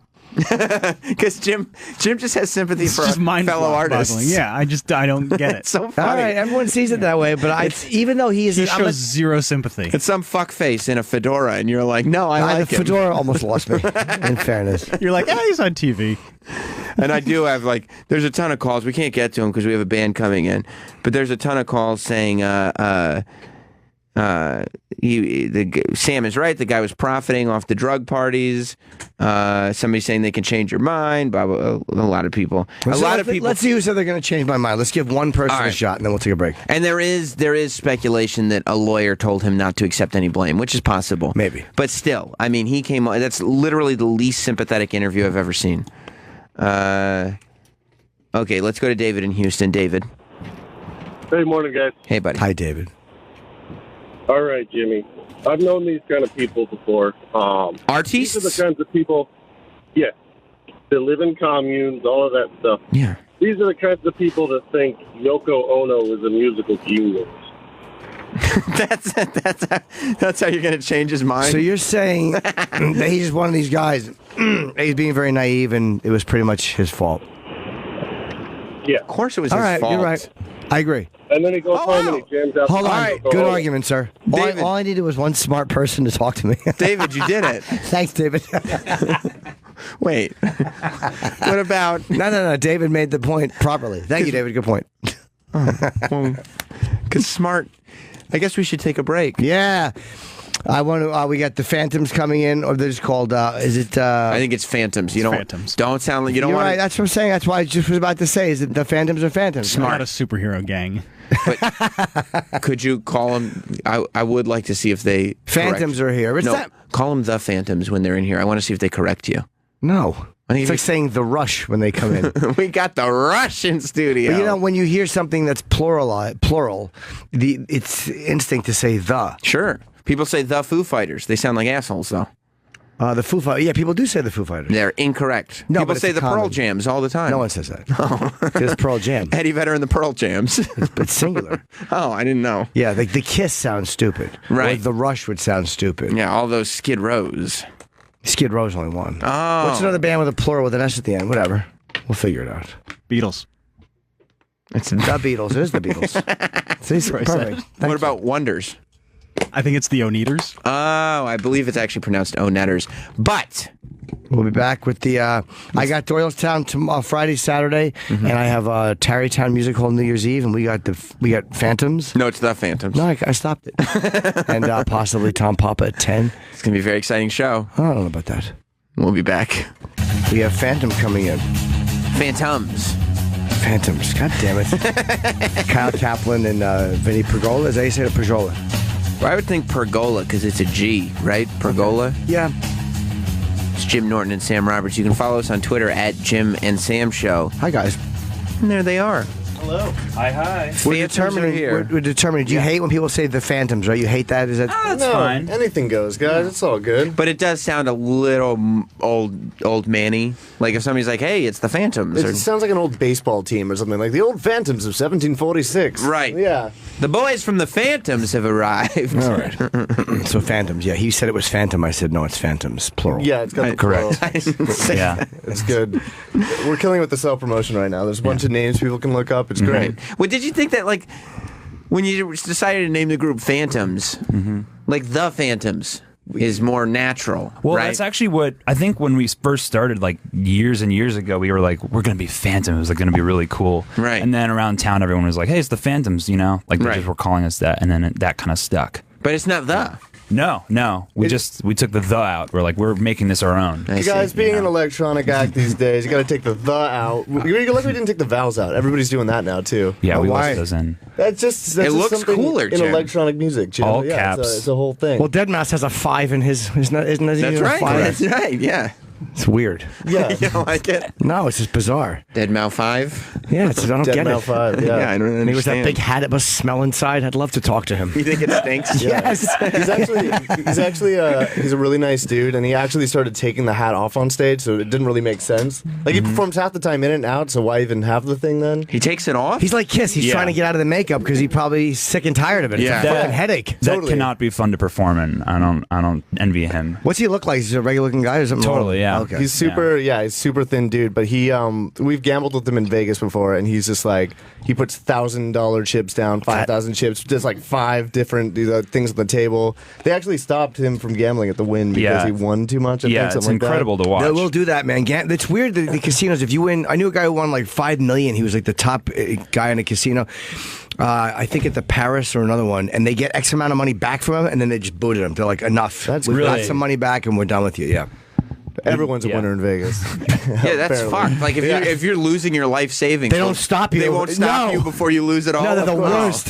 Yeah, we've been going out there shooting some stuff with Dylan Francis, who's also a DJ, and we get put up at the Wynn. Never win there at all. Just like he always wins, and he's like getting paid from the hotel to play there. We are not getting paid from the hotel. Always a loss at the Wynn. How much do you lose? Not much. We're not giant gamblers, but like $200, $400, 6 times a month. Yeah, it could become a whole thing. Yeah. How is the Wynn? I'm going to say something really old lady-ish, and understandably, if you both just walk out. But they have a marvelous buffet at the Wynn. No, I've never actually gone to the buffet. It but fucking rules, dude. It's so good. Yes. You were busy gambling and fucking chicks and partying and didn't get to the buffet in time. I see. Yeah. You think their lives are different than mine in Vegas? Probably a little bit. Yeah. A little bit. No, the Wynn is cool. They have like 3 different just full on EDM clubs over there, so it's always a weird time, weird night. Have just brought many different people back. Yeah. It's been fun. We're checking out that buffet next time, though. I don't know how I've missed that. Oh, it's fucking great, man. It really is. All kidding aside, boys. Yeah. So what is the difference between, I don't know much about it, like EDM, what's the difference between that and dubstep? So, okay, it's a whole, you ready? I'm going to break this thing down. Nice. EDM is like the giant hat, okay? Let's call it the NFL, okay? There's like different teams, different stuff happening within it. Like, let's say dubstep would be like the Jets, okay? Okay. And then you have like deep house music. Which would be Subgenres. Like, Yes. subgenres. There we go. Subgenres. So Perfect term for basically, that. EDM is the umbrella under which the other. I ran out of analogy. Yeah, no, I know. I did too. Just trying to relate. But that makes sense, though. The NFL, and then they are. Somehow it became sort of a derogatory term, though, at some point, and everyone was like, I'm not EDM. I'm not EDM. Yeah, it's like fist pumping. But it's what makes sense. I mean, it is electronic dance music. It's an easy name to give it, I guess. Have you guys ever done shows? Because I interviewed Steve Aoki, and I asked him about, everybody says that he just pre-records his sets and just kind of waves his hands in the air. Like, that's the criticism of him. Right. And he said that I don't do that. I definitely don't. But he said one of the reasons that he says he doesn't is because it's not really, when you're good at it, it's not that hard to do a set. So it'd be like just as easy to just do it as to pre-record it. So why not just do it? Yeah, I mean, if you have every track, let's say it's at 128 BPM and it's just 4 on the floor, just dun, dun, dun, dun, you're just matching those 2 beats together. So unless you're doing like hip hop into that, which most of those shows aren't, it's all the same. It is pretty just like, get it lined up and then you can kind of move back and forth. That being said, there's a talent to it, but we don't really DJ. Like, we'll do it time to time, but we play live. That's our thing. We try to do it as live as possible. And he throws cakes on people. He puts on like a whole show. I've never seen him live, but we interviewed him 2 in the morning, and he just shit, 10,000 people in his fucking shows. Yeah. I almost said 50. Unless that would be wrong. Yeah, but he's done massive shows. Yeah, he does. Yeah, he's done like big And festival he'll do 2 shows a day. Yeah, he's like an animal, man. He works a lot. They get in the privates, and then they're just able to do like 5 shows in a night. New Year's is like the smash grab for all DJs. That's when you'll book like 5 different shows, and you just ride the coast, like ride midnight, going down all the way from just like New York to LA. You make Wait, they call that riding the coast? Yeah. It was called riding the coast. You ever ride the coast? No, I haven't. I do an 8 o'clock show in the Tarrytown Music Hall. I'll be in bed by 11. Wow. So wait, are you guys? We'll do a show. What time do you start? Like 6? Yeah, I mean, we're playing in Denver. We're just doing a festival that night. We're not that level yet. We're doing like fucking Chainsmokers 10 shows a night, the whole thing. Who will do that? Like guys like Tiesto and him. They'll Tiesto, Chainsmokers are killing it right now. The Chainsmokers had like was it 2 songs? Pretty much 3. Number 1. But 2 songs on Spotify's like top 10 streamed songs all year. All year, yeah. Like 2 of the top 10 were Chainsmokers. They killed it. They came out with that song "Selfie" originally, and they were kind of like a joke to everybody. Right, it was a goof song. Yeah, right. And then they came back and actually had these like major fucking hits, and like it was crazy how that all went down. So when you guys say perform live, not really DJing? Yeah, like we're playing keys. I mean, it's performing live in the electronic music space. There's only so much you can do. Right. It's not like you can bring out the whole rack of everything. But like singing, drums, drumming, and singing. Yeah. And So- not just like pressing play. So what do you have? So you have a track, and then but you've stripped it of certain like Correct. drums or Yeah. keyboards or singing or whatever it is. Yeah, and I sing on a lot of the stuff, so we are able to do that live. Just Mm-hmm. elevate. I mean, look, there's nothing wrong with DJing, but it's just not for us to do. I mean, it would be a hell of a lot easier to not drag gear and shit, and Right. just roll up with a USB stick, get wasted, and then just leave. Come So on, it's a jealous of dream. our friends that get to do that and make twice as much money. So there are guys that I'm fascinated by this. You'll do a show and then go right to the airport, fly somewhere, go do another show. Yeah. And meanwhile, fucking kind of in the New Year's Eve theme and do 5 a night. Yeah, That's do so incredible. many a night. Yeah. And Yeah. so- Jesus Christ, the amount of that's a tough night because one time you're delayed because of weather, your whole night is fucked. I guess that's why they're pre-recording their shows. Exactly, right? Yeah, you just put it in the drive.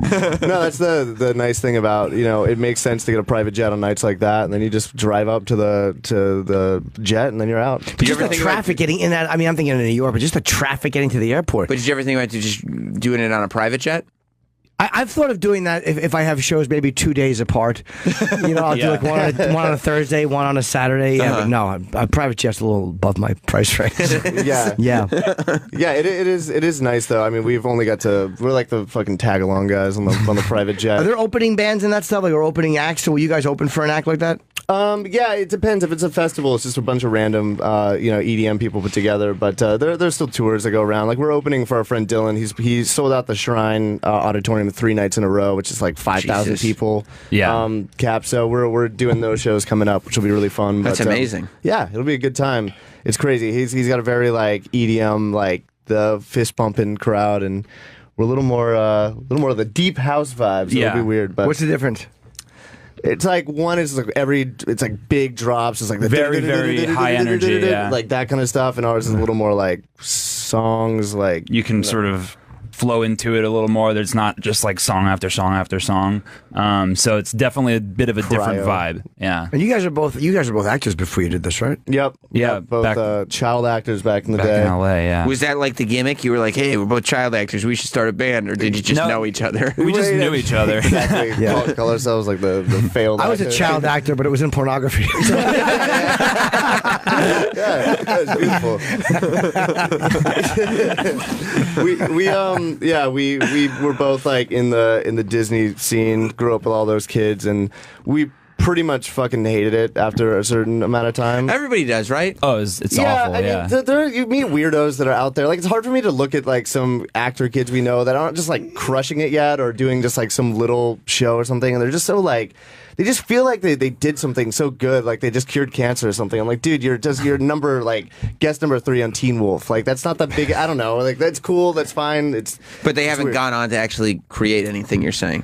Yes, Yeah. I mean some have. We know of a couple of people that have gotten successful on there, but yeah, for the most part, those kids they're a bunch of weirdos. What's the first step? Like after you have like a child's success of your show, when does it become like, oh no, this is ending? Like at what point is it? Like when you're 12 years old, or how do you start to see like there's something changing? When your here? mom stops returning your calls. We definitely quarter watch- adolescence crisis. Yeah, we watch that a lot. I mean, a lot of our friends were on really successful shows, and they were like on top of the fucking world for their teenage years.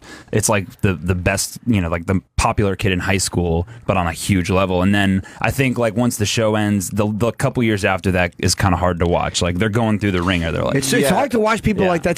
That's why a lot of them wind up with drugs or fucked up. Oh yeah, it's you got to be start- depressing. You start it's seeing hard, them at the yeah. house party a little too much, staying a little too late, getting a little too drunk, and you're like, okay, they're going through something right now. And then some people would really go off into that zone, and Yeah. then some people would, I think, kind of transition out of it. I mean, but- imagine like Disney is basically your parents because their parents didn't give a shit what they did. Right. And But especially when you're plucked out of this small town and like you're kind of the moneymaker and you're a kid in the house, like how do you listen to your parents when they're like, "Don't go out tonight"? You're like, Right. I'm paying the mortgage here, so I'm going to do whatever the fuck Yeah, I how want. about Yeah, you stay home? Yeah, Yeah. exactly, exactly. How about that? So that just creates a weird, I think, like mental space for a kid growing up. Did like, that happen through with either of you guys? Oh no, we didn't No. make that much. We were not that successful. in the acting world. Well, But I also always wonder, like, I feel like the kids that are on those shows start to grow up, and you always, if the show is successful, like it lasts a little longer for the kids than it should. And I always watch like you hear from the people in later seasons of shows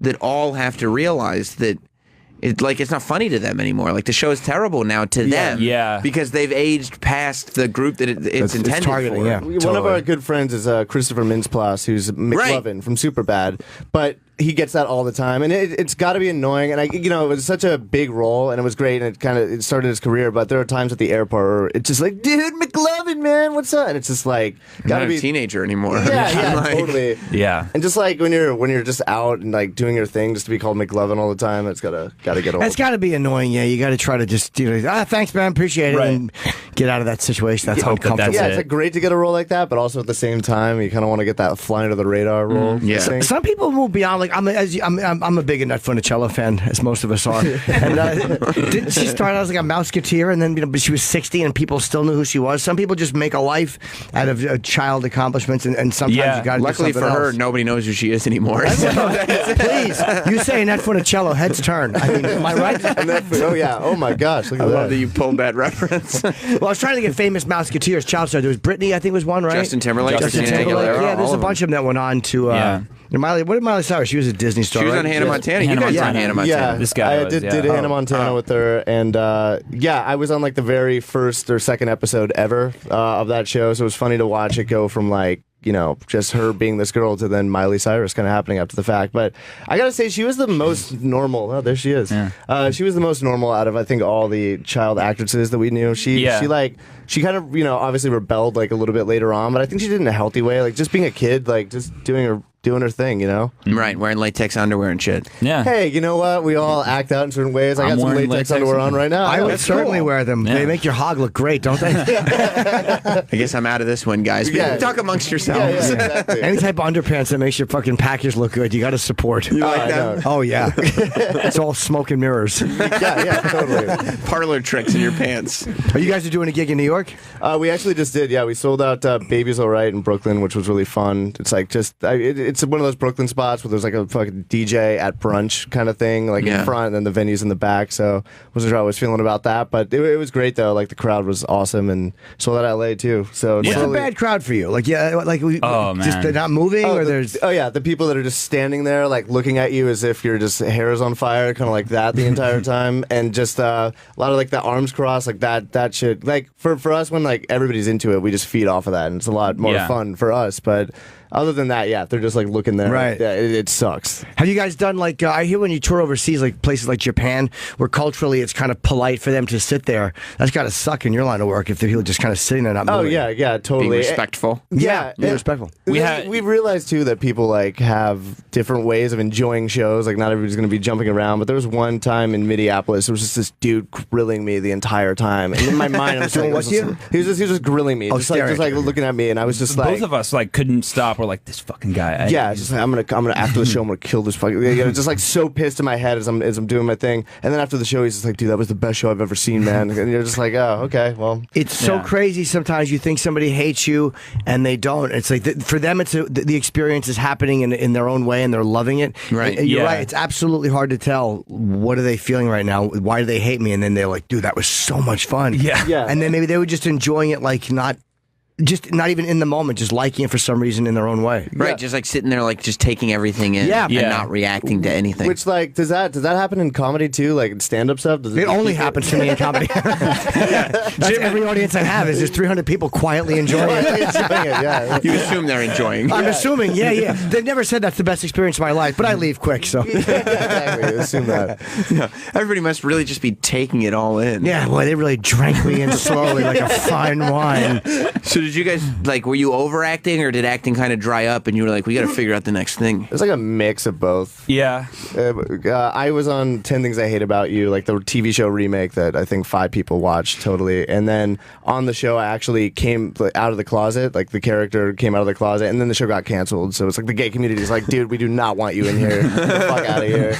And then after that, it was just audition after audition. Are you gay in real life or on the show? On the show. On the show. Yeah. No, in real life, I'm not. But hey, on the show I was, and Yeah. it's beautiful, beautiful thing. That's But, gotta be harder to play a character who comes out as He didn't gay. he barely got a chance to. They canceled it. Yeah, but I mean that's gotta be hard because then you might have to do a scene you don't want to do. Like if you're, it's like Yeah, I mean that show wasn't like this is kind of before it was like a big thing to come out on a show then where now it's like it shouldn't even be that big of a thing. But Right. that was like 5 years ago. It was like It more was of not that long ago. Yeah, it was like more of a thing, but they were so I think afraid that even doing that was like a big moment for them. So it's before 2016 where you have to like just go full on make out with the dude on there, like Yeah. that Right. kind of stuff, which is kind of the Like you're not the even standard supposed now. to assume a character is straight until it's spelled out for you. Right. Like don't assign a gender identity to him.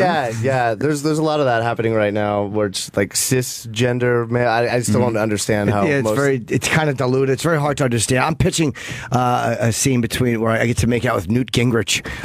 I'm not attracted to him. I just want to do it. I Yeah, think it just would really wanna do take it. Hollywood by storm. You know, generally speaking, you need a show first. You can't just pitch Well, that scenes. is the show. I make out with people who you wouldn't should be making out with. Yeah, and is it weird that I'd watch that? And I think it's kind of weird. I think everyone would watch that. Imagine if we did a pay-per-view where me and Newt Gingrich just make out for 20 minutes, no talking, just holding each other's faces and kissing, and all the money goes to charity. I would buy it. Of course you would. I think we just found our plan. Let's do this. Yeah. We'll be there. We'll play music. I'll help live shoot it, happening. yeah. The ball's in your court, Newt. Yeah, if either one of you guys knows Newt, that's cool. Newt, do it. Yeah, it's gonna be a get hit. out there. And the women after charity. shows for you guys has got to be incredible. Like it's just the DJs fucking do really mop up, as we say. Yeah, I mean, Especially DJs, like people that have the DJ vibe but can actually sing and play instruments. Yeah, like that's kind of the best of both worlds. Yeah, no, it's awesome. I mean, so when we're like when we finish a show, like we have this like pocket of time, which is like you go to talk to a girl, but we also have to load out and get the fuck out of the venue. So The it's kinda industry like, calls it fuck time, right? Yeah, exactly. Like, what kind of fuck time do we have after the show? It's very slim for a Phantom show. Yeah, because we don't have like no time, so you try to go out there and just like make it work, and you try to like get the shit done at the venue so you can bring it back to the hotel or something like that. You should end your shows earlier. Absolutely. Yeah, And just give yourself a little more fuck time. Start at 7:30, yeah, and just have like the allocated time where we have security move all the dudes out of there and just, like, leave all the girls in there. It's great.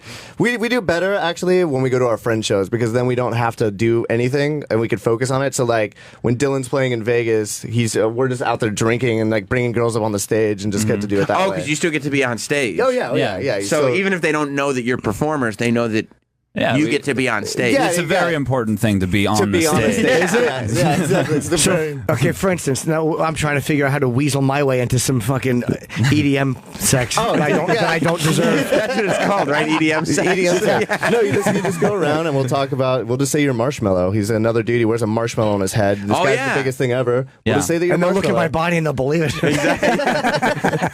Exactly. And they'll feel my dick and they'll definitely believe it. He really does. He wears the suit everywhere, huh? Yeah. Who's Marshmallow? I don't know Marshmallow. He's You don't know Marshmallow. He's like the new Dead Mouse. He's the new He Dead has not Mouse, taken guys. the hat off yet. Pull up a picture of this guy. He's absolutely crushing it right now. I don't really like it. There he is. I don't really understand it. It's he's got a whole thing. It's a marshmallow. Well, he dresses like a marshmallow. It's pretty cool. I think the kids love him. Like the really young EDM kids that are just getting into it. Like Yeah, I get the appeal of that. Somebody, Yeah. because when Kiss in the 70s had that mystique about them, and if you don't know what these guys look like, especially now with all these fucking cell phones and social media, I can see where that would be really interesting and enticing. Yeah, I think that's the. It's like Banksy. Yeah, exactly. Yeah, The mystery is half the appeal. exactly. Mm-hmm. I mean, Banksy was able to make a whole career out of just like I think getting that art out there without the identity. Yeah. thing. Do you think that if he came out and people knew who he was, he would be less appealed to him? I think he'll eventually do that because I think all those guys eventually want to get that kind of He's gonna have to at some fame. point. Yeah, just like I think when you stay behind for so long, it's got to be maybe kind of nice to go out in the street and people not know you, but also I think you also get annoyed by that too. Maybe, But also, like, if you don't ever take the thing off, you could sell the gimmick to somebody else. Or Keep it rent going. the gimmick out to somebody else. And you don't even have to go on the road That's anymore. what they say about Daft Punk. They say that Daft Punk, when they went on tour, it was just like random Anyone. people doing it up there. Yeah, you just, would never just know. rent it out to somebody else. He did something interesting when he was in New York. When Banksy was in New York, he had those his own pictures set up that he didn't sign, or he signed them small in the back, and he had some guy selling them on Central I saw Park West. that. And he was saying basically this is what the name does, because if you just put the art out there, a few people bought it, no one gave a Right. shit. Right. It's all the name. Now they're worth thousands and thousands Kind of of dollars. disproving like I'm really famous. He was just saying like my name doesn't mean much either. It's just or my name means more than my art. And by the way, nobody took anything from that because everybody was like immediately, yeah, I'll pay tens of thousands of dollars for this. Yeah, I was like, that's kind of what I was getting at. That's the whole point of that. And we all wish that we knew that they were Banksy's, because I would have went over there and bought a whole bunch of them. Oh, I know, right? Yeah. For $60. Travis, right? How much was he selling them for? $60. Man, Cheap, like just street art. If you had known it was Banksy, you would have bought more than one. Yeah, I would have bought a bunch. Some tourists. Sure, I bought 3 or 4. There's some tourists in Italy that How still doesn't even insightful. know what they got. They're just like, oh, it's a cool picture of a mouse that they just have hung up in their house. Yeah, they didn't see the exactly. thing or They haven't anything. seen anything. I'll bet you he told at least one of his friends, go and buy 4. Yeah. Because they're going, it's my stuff. I bet you he told at least one person, because one guy bought 4 pictures. I'd hope so. I mean, I'd be kind of annoyed if it's like, dude, can I finally get a piece of your art? I can? Okay, cool. Tell me where and when. Yeah. Like, That's really yeah. hooking a friend up. That would be nice. I did, whose podcast? He's an Asian artist, Cho. Oh my God. David Cho. Yeah. I did his podcast. Oh, yeah. And he used to do it with Asa Akira, and or Asa, however you say her name. And he was supposed to give me like a little piece of art afterwards, and he never gave me one. I was bummed out. He didn't give it to you? No. I like him too. He's really, Yeah. he's really good. Yeah, I remember that was his thing, was like a little piece of art afterwards. He didn't get it to you? What was that about? I don't know. I think he got busy. Yeah. Probably. He had other things. I know. He's very wounded. Other things going on. I wanted my little art. It would have been nice to hang up. I don't own any art from. Oh no, I did a gig recently, and some guy gave me this cool thing in Florida. He does bacon art. He's out of his mind. Okay. Does all this stuff with bacon. Oh, I saw he sent a whole bunch of this stuff to the studio. Did he really? Yeah. He sent me this one that was Tommy Chong. It was fucking great. Really? I'm gonna hang it up. Yeah. Are you? And it's just Yeah, bacon? the Tommy Chong. No. It's actually a painting, but he puts bacon in it.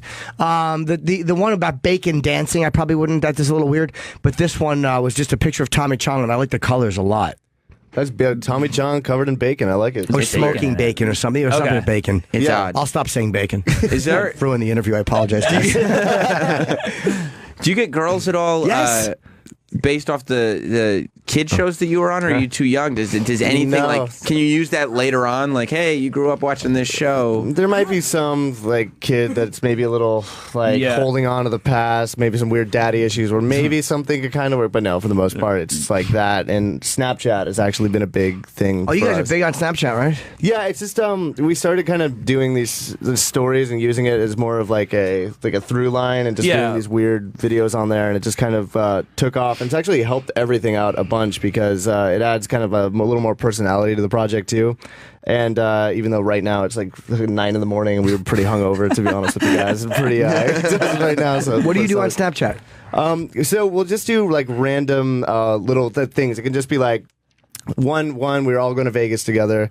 I actually did take a flight to Seattle and then to Vegas just for the sheer joke, because as a geolocation tag, we literally did. We committed to this joke for me to actually go to Seattle. and then go to Vegas. just to show Kyle going to the wrong city. Yeah, the whole joke of it was that Yeah. I went to the wrong city, and I'm like, they're having the best time in Vegas, getting like champagne, girls, and shit, and I'm just stuck flying. Like, had the flight attendant say, like, oh, sir, the only seat available to go to Vegas is like a $4,000 upgrade in first class. It's like, God damn, like so much shit. Yeah. By the way, going that's on. got to be kind of a nice place to be when you can buy extra plane tickets for a Snapchat joke. Yeah, For a geolocation, you could have just lied. Yeah. I would have lied. I would have been in McCarran Airport going, oh boy, I hate Seattle. Meanwhile, people are in fucking Hawaiian shorts. Yeah, Hawaiian shorts running around. But the best was having that like Home Alone moment where I got to in Seattle go to the girl in Starbucks and just go like, hey, what city am I in? And she's like, I was in, am I in Las Vegas right now? And she's just saying, sir, you're in Seattle. Like looking at me like I'm fucking nuts. It's So great. you missed the My gig? partner's in Las Vegas. Yeah. And I'm in Seattle. You missed the gig or you made it? Oh no, we made it. Yeah. We did that on. It was planned out on purpose, but we started the whole thing. So these kids watch it, and you have like 100,000 people. It's like a small like local cable channel that we kind of get to do ourselves by just having these kids. That's sort of pretty watch on amazing. there. How do you Yeah. know how many watch it though? Isn't it hard to see how many followers you have on Snapchat? You can't see exactly how many followers are on there, but you can see how many views. So, like, if you have something that's been up there for like a full day and you're posting, you can kind of get a good idea about where you're at. But Yeah, they got a view count if you click it and look at it. I'm trying to work with Snapchat a little bit, but I don't do any snaps. I just look at them. Yeah, dude, it is actually it's the weirdest like interface. It's really hard to get used to and use it. But It's also kind of embarrassing to shoot them because you just feel like a tool holding up your Yeah, you feel phone like a fucking and walking idiot. around. And Yeah. like we'll shoot them in front of people that like love our snaps and watch them all the time. And then when we shoot them, they're like making fun of us. Because it's like you walk feel like around those with YouTube guys that are just Yeah. like, yo, guys, here we are in the show. Doing that whole thing. How many do you do a day? Do you you don't want to overkill it, or do you just do as many as you want? We just kind of do it when we feel like it. Yeah. Like we did one yesterday. We just had like a press day around, and the whole joke was every meeting we went into, we just sat down, then got right back up and just left and said, like, "Sorry guys, we don't have any time for this. We're busy." And just did like a whole stupid story like that yesterday. So it'll just be kind of like random. But you do it over the course of many videos. Yeah, That's cool. So if I shoot this and then just put it up, it'll just go up as Snapchat. Adrian. Yeah. Why don't you want to help Jim and get it on our Snapchat too. Yeah, you do both. At Jim and Sam's How's show this? so we can watch. Wait, I'm Snapchatting. Yeah. This Look at is this. great. What a This is hot Snapchat. moment. This is the first Snapchat? This is a hot moment. I like I'm that really you bad guys at you kind of tried to turn it on just now for Snapchat because you're like, yeah, Snapchat's our thing. Yeah. But Jim was just giving you nothing. I was busy operating the camera and Snapchatting. Hold on. No, what do I do? Just to my story? Yeah, you want to get that up good. there. Send. That's good please. content. Look at that. Forget it. This is fucking great. Did you get that too, content. Adrian? Okay, we got the double angle on that. Are we viral? Are we Sick. viral? Yeah, guys, Huffington Post has posted about it. This is great. Yeah, this is amazing. We did it. We did it. Congrats. That's amazing. Yeah. So we're You just, always feel like people. Sorry, to interrupt you. You always feel like because it goes away and it's such a weird thing to get used to, it just evaporating. And not like with Twitter, you can go back. Facebook, you can check it, but it's weird just think of it going away. Well, that's kind of the nice thing about it, really, Yeah. is that Yeah. if you make stupid shit, it just goes away. Yeah, and then when we come through with like some just like pretty C-level content, and we just know it's it's gonna last. gone. That's the advantage. If something is shit, like all right, it'll go away. Yeah, exactly. it doesn't Like, matter. Not our best. That's not going to get stripped down and added to the best of on YouTube. Yeah, exactly. I don't the think the so. real kids actually make reels of that stuff and put it up. I've seen it. Yeah. Yeah. Can you save your own story stuff? I don't know how to do Yeah, that. save it. Yeah. Oh. There's a little download Look at button. that. Look at that smiley picture. Yeah, I have a lot of good smiley people. I have to be careful when I open in front of people. Yeah. I know. Yeah. A lot of creepy things might pop up. Yeah. Well, that's what Snapchat was originally designed to do. It's just to send pics back and forth. But Yeah. so many people fuck up and they think that you can't save it.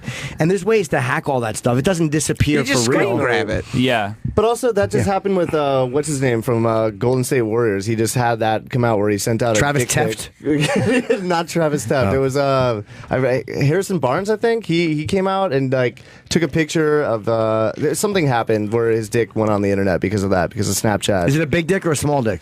I didn't look at the dick long enough to remember. Because I was going to say, it went on Come on, purpose. I don't remember the dick, but it was. I'm only asking that because what did he do it on purpose or by mistake? Right. Like if you get if it's a small, like Brett Favre's dick with that dumb fucking jelly shoe, that was a mistake. Terrible angle. It was awful. It looked like his dick had fucking palsy. That was a bad photo. But if you have a giant dick and it winds up on the internet, it's like, oh, what a terrible mistake. Yeah, for sure.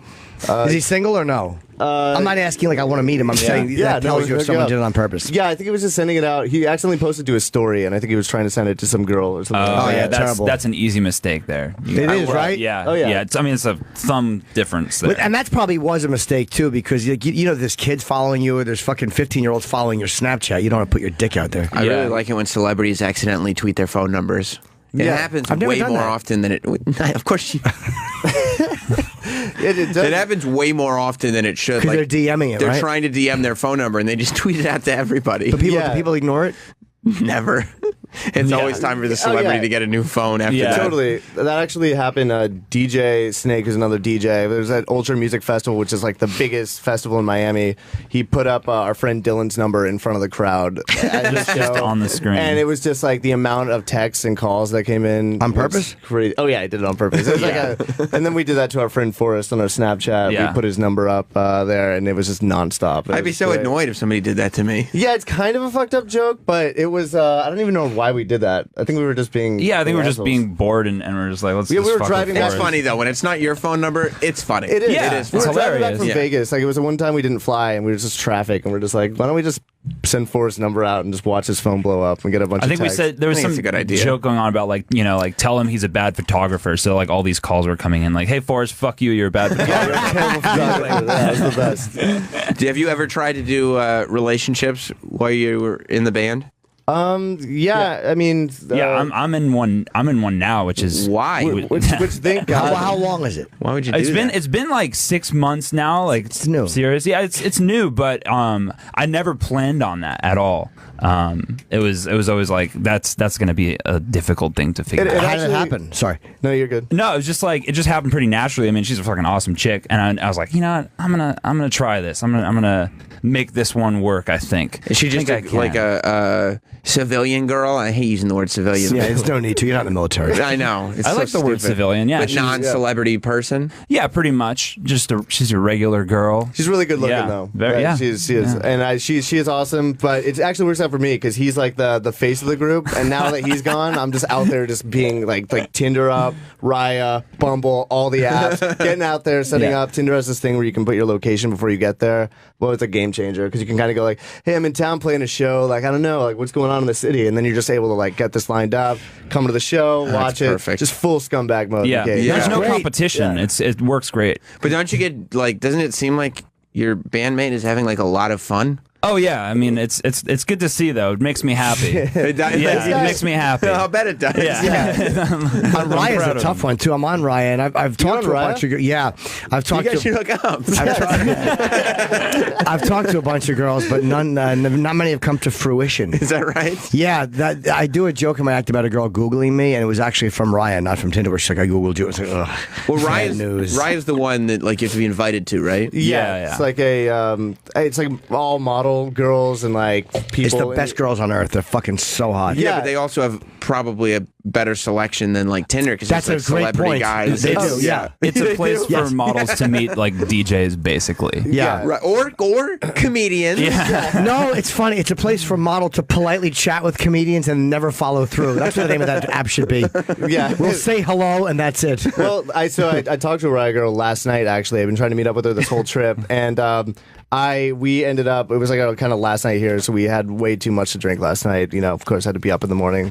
Great idea, crushed it. But I like text this girl my room number, and I passed out, and I woke up to a bunch of texts from her. She's like, "I'm coming with a friend right now." Like she actually was bringing a girl with. I fucking fell asleep. She was so pissed. She got to the hotel. That would have been a threesome? Yeah, that would have been a threesome right there. Oh my without god! even knowing It just would have happened, but you would've- fell asleep. Yeah, would have happened. It was done. I was done. The guys, I'm terrible. I have fell the same asleep. thing happen, except it's me continually texting room 705. I'll actually write it and then I spell it out. S-E-V-E-N. Did you get that last text? Yeah. I got Hey, it. wasn't sure if it went through or not. LOL. You know, keep it light. Right. Emojis, yeah. Do you use Bumble? I used to use Bumble. Like Raya. Once you go to Raya, it's really hard. Bumble to- stinks. Ladies go first. All this fucking stuff about how gender isn't important, but the lady has to go first. Yeah, yeah. It's. I mean, which is kind of refreshing. You don't have to like start off with some stupid line like, "Hey, No, they what's never up?" say hi to me. It's terrible. I'd rather start off with a cheesy line and take my chances. What's your opener on Raya? What are you going with? What up, babe? I don't know. Let me see if I can find an opening on Ryan. That's a good question. Yeah. Hold on. And while he's looking for that, I would imagine that somebody who can just like kind of come in here and joke, like if I knew that I missed a threesome because I fell asleep, like this, there'd be broken things in the studio. I'd be so upset. Devastating. Yeah. But that's because I would imagine you've had threesomes before. I've had a semi threesome where it didn't escalate into full on like just sex breaking out everywhere. It was Yeah. like a hooking up threesome, but never got past that level. You So got I your don't- toe in the water. You're gonna have to dive in soon. Yeah, I mean, last night was going to be the night, but Oh no! yeah, it was a whole thing, guys. I'm not stoked about it. I'm not. I feel like that's happy. your rock bottom. You need to sober up. Yeah, exactly. Like, it's like, Alcohol you know- ruined a threesome. Yeah, exactly. Okay, I say hello to one. Just hello with whatever her name is, and they respond. Yeah. And then That's nothing. an honest way of doing it. Yeah, I just say hello. Not even hi, hello. Yeah. Hi, Hello. so and so. How are you? Yeah. I mean, what Yeah. else are you gonna say?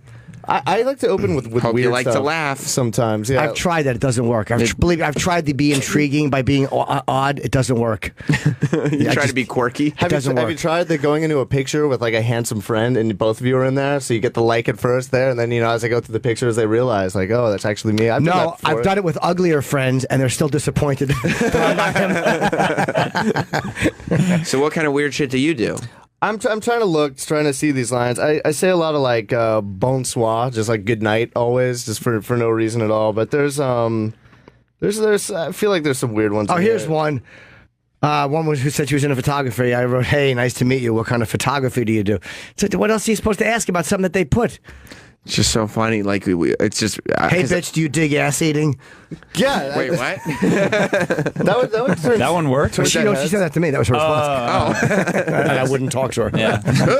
Yuckaroo. Yeah, that's a little hostile. Yeah, another thing too, like with these apps, we had a friend. You know what Venmo is? Yes, Venmo or Venmo Pay. Yeah, Venmo. Oh yeah, boy, yeah. do I! Could you guys smarten me up? Yeah, so Venmo is pretty much it's like PayPal or something. It's like an app. It's a little more like a social media that you can look at kind of everything and like you can like people's things. It's like, tacos last night, drunk, $20, and you can like it and just live your mindless social media life doing that. But why are you giving $20? No, I mean I'm just you can like any amount of money. So like, why are you giving them money for? Just pictures of their tacos? It's just a way. So instead of like going to the restaurant and then we like need to all divide up. Oh, what'd you get? I'll put this on here. It's a quick way. Like I've seen the commercial for that. Yeah, quick, like $5. So stupid. Yeah, But you like can everybody's only having do a great time. You can only do there's a certain amount you can do before you have to like. There's a limit per day. I've tried Venmo or something, but you don't always want to use your name Do on you go Venmo. out? Anytime we've gone out to dinner, I'm pretty sure every time you've picked up the check, we've never split. That's for sure. No. Do you do that with other people? Like, why do you? No, I always pick up the check. So what do you need, my man? What do you need Venmo for? Okay, somebody might need some extra spending money. Yeah, exactly. It comes through. But pocket money.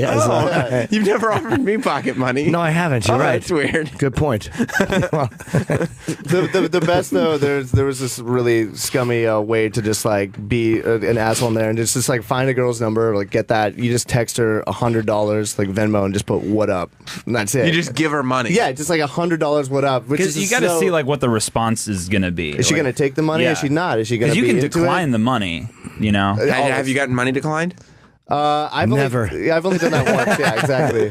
So wait a minute. Oh, but it's your name you send. If it's fine if you just want to use it as your.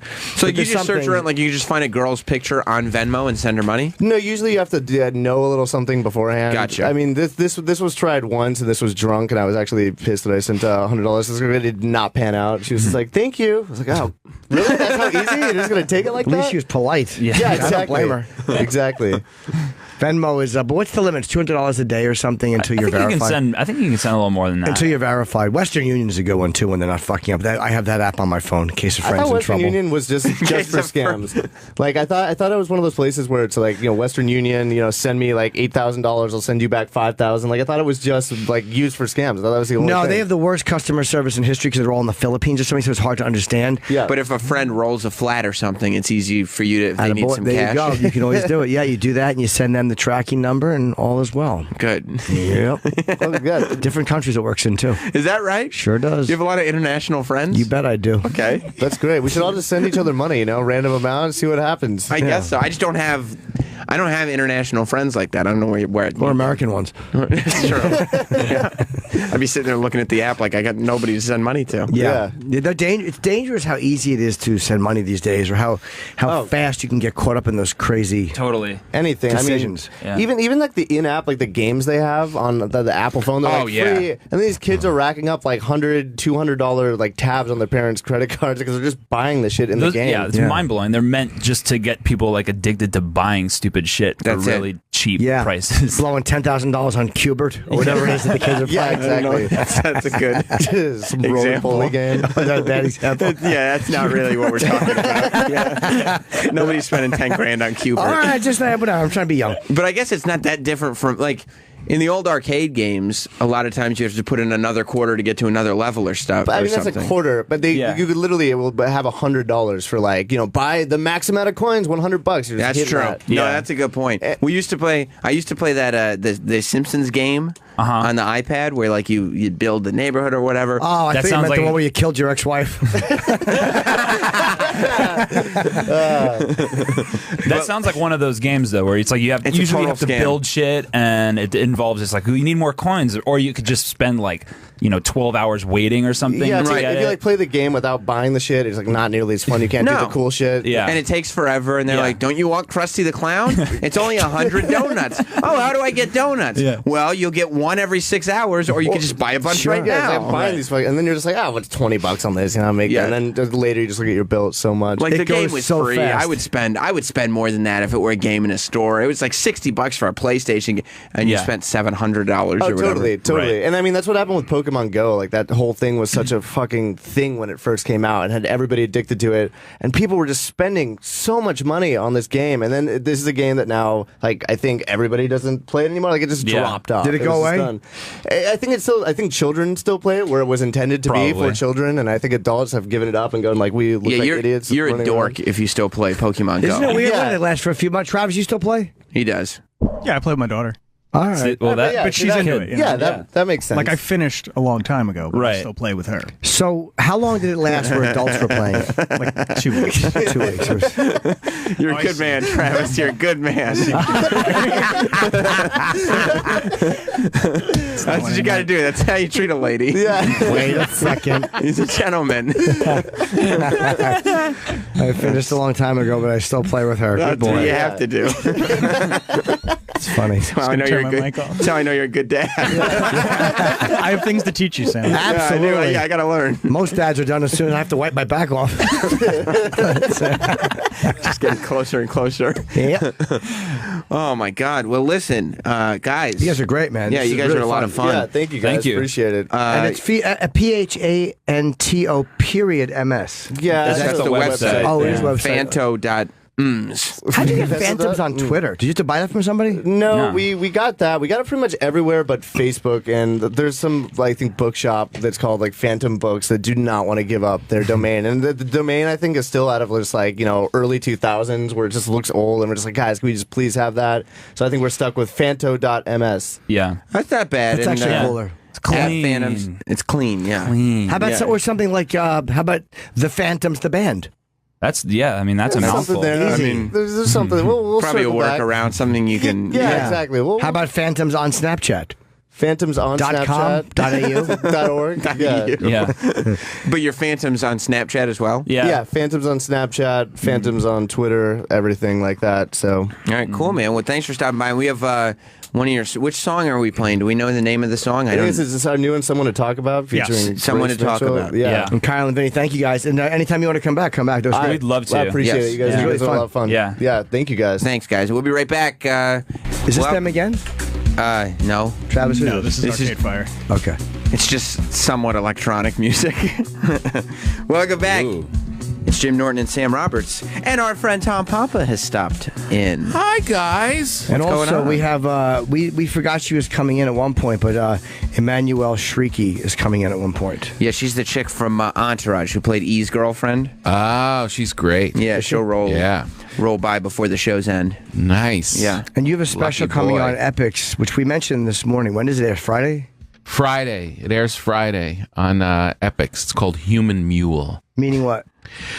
Shove things up your ass? No. That's how I would have thought it. Yeah, No. that's what I kind of jumped to. I was like, are we going through uncharted territory? It's a whole new Tom.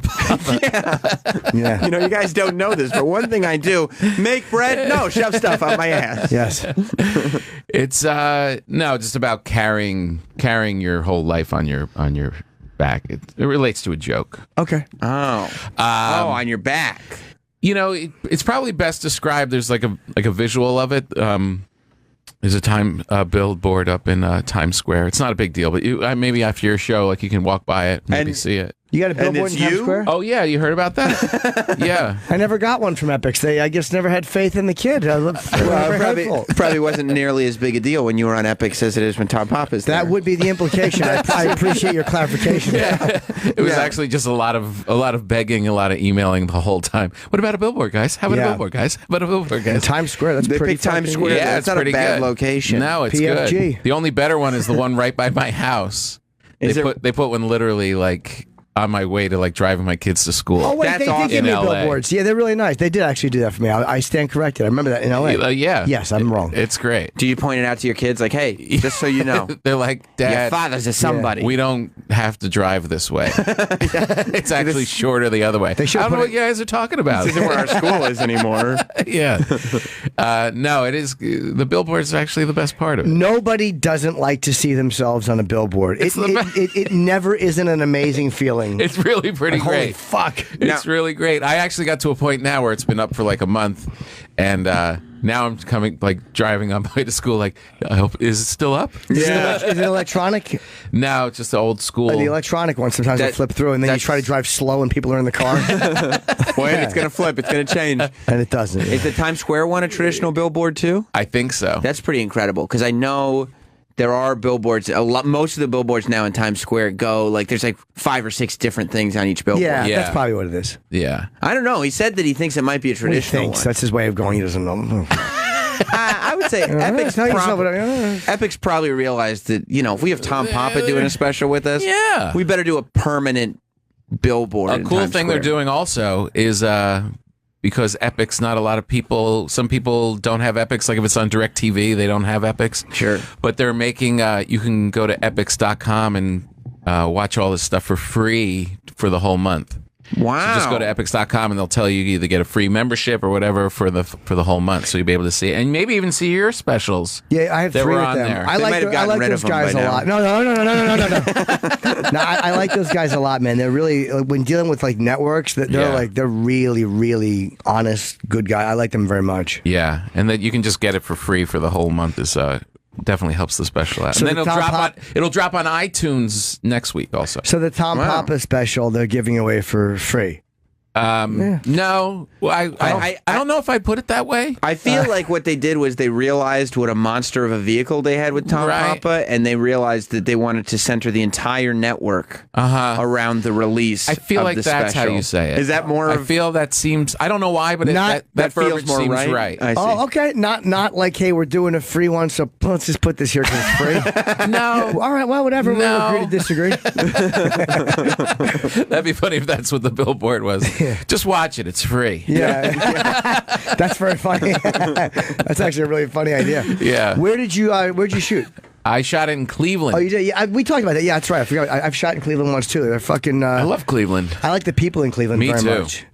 They got that good kind of bitter, I grew up, as you did, in New Jersey. Mm-hmm. So when you come from a place that's a punchline, naturally, right? You kind of you understand those people, and that's what Cleveland is. I never understood when I was in school many years ago. I was a kid, and we had some speaker doing something, and a joke he made, and I didn't get it at the time.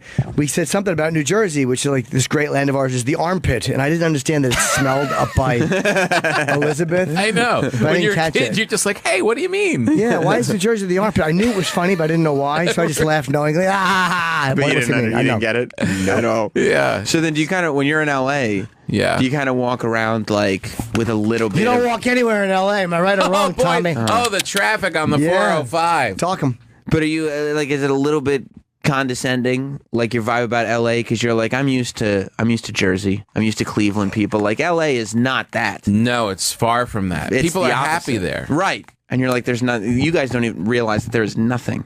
There's to be happy literally. about. I mean, honestly, that's part of why I shot in Cleveland. That's why I do like my live radio show all the time. I was doing it in LA and New York. Now it's pretty much exclusively in New York. Why not in LA anymore? Because in LA, people are happy.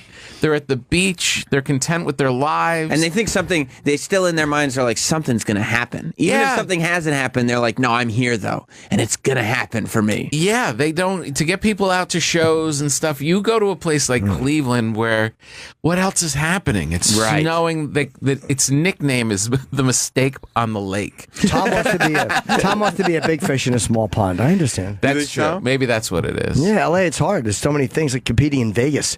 You're competing with big acts.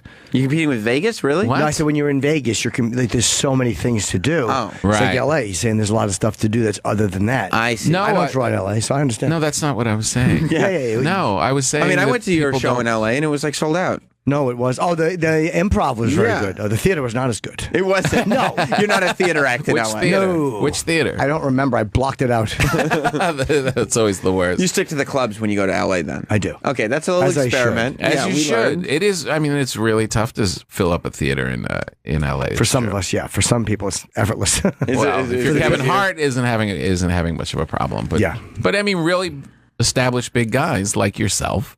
It's a tough ticket to move, and also people get stuff for free out there all the time. You go, they go to these shows, and you have Judd Apatow bringing up Adam Sandler and Spade, and it's like you've seen it Hey, for $10 or whoa. whatever. Oh, David. oh. Yeah. Oh. All right. Yeah. I felt like I was talking to the sheriff from New Orleans. But no, so Cleveland was good, and I did it in like July, which is always a nice time. Yeah, that's not a bad time to be in right Cleveland. before the Oh, boy, did it get cold. Good observation.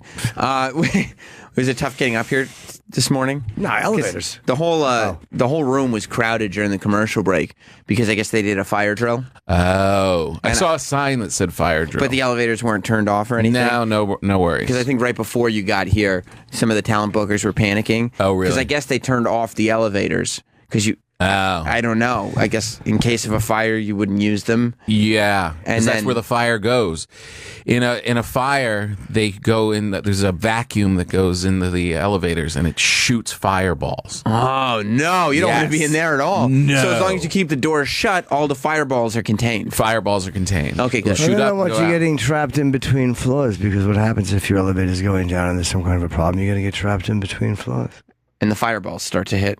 I don't know if there's fireballs or not. I just know you're going to get trapped in between floors. What are you talking like that for? Is this a new guy? Serious. Is this a new guy? I don't know. I it's haven't just- met him. It's just serious business. I didn't want to feel like I was out of the loop, but this is a No, new you're in the character. loop. This is a good character. Although I Both of do us think were out next of the week we're going to premiere Craig Schenkel discusses rap. What? I keep getting. That'll be good. You know what the worst part about doing this show with Jim is? What? I keep getting teases. Like last week, I just got a random text from Jim that said, "Hey, remind me, Uncle Paul remixes." Oh, I forgot about that. And I went, I don't know what Uncle Paul remixes are, but I certainly don't want to remind you of them. Yeah, we should do some Uncle Paul songs. Chip made it into our buddy Lenny Marcus's wedding. Was Chip there? I don't think you told me that Chip Oh, I did. probably forgot. What did Chip do at the wedding? Tom officiated. I the wedding. officiated the That's wedding. right. That's right. I was the minister, and Lenny's wife is a huge Chip fan. Right. That's why she married Chip. So Yeah, poor Lenny's going to be tortured forever. Yeah. His wife enjoying this fucking really- idiotic character. she really does love Chip. Yeah, no, Even she's- when I talked to her, like before, I want to get some information on what was going on, and she brought Chip up several times. Yeah, she gets it. She gets it. She's laughing. She understands. So I threw Chip into the vows. And it got a nice little cheer from the audience. Did it? Yeah. Do you understand when you said something about Chip and she likes Chip Chipperson and people laughed, and it's one of those moments that you almost do, and I'm not kidding, but I was like, I wanted to go, fuck yeah! She might have laughed, but I was like, it's inappropriate at the ceremony because of family and his children. I would say it was You really should've. hard to not do. I know, but I didn't want to be the asshole if it didn't get a laugh to go like, and I didn't want to. It's better to not do it than take a chance at a guy's wedding. It's true. Plus, it wasn't just her wedding; it's Lenny's wedding. And there is a lot of old people in suits Yeah. and dresses and I've family. I've told this story before, but I've never seen a more satisfied look on Norton's face than at my wedding. Because the entire lead up to the wedding, Edgar kept texting and saying that he was going to object and that Jess is a woman of lower stock and that she's not an appropriate bride and like everything that Edgar would say. And of course, I would let Jess know that all this was going on.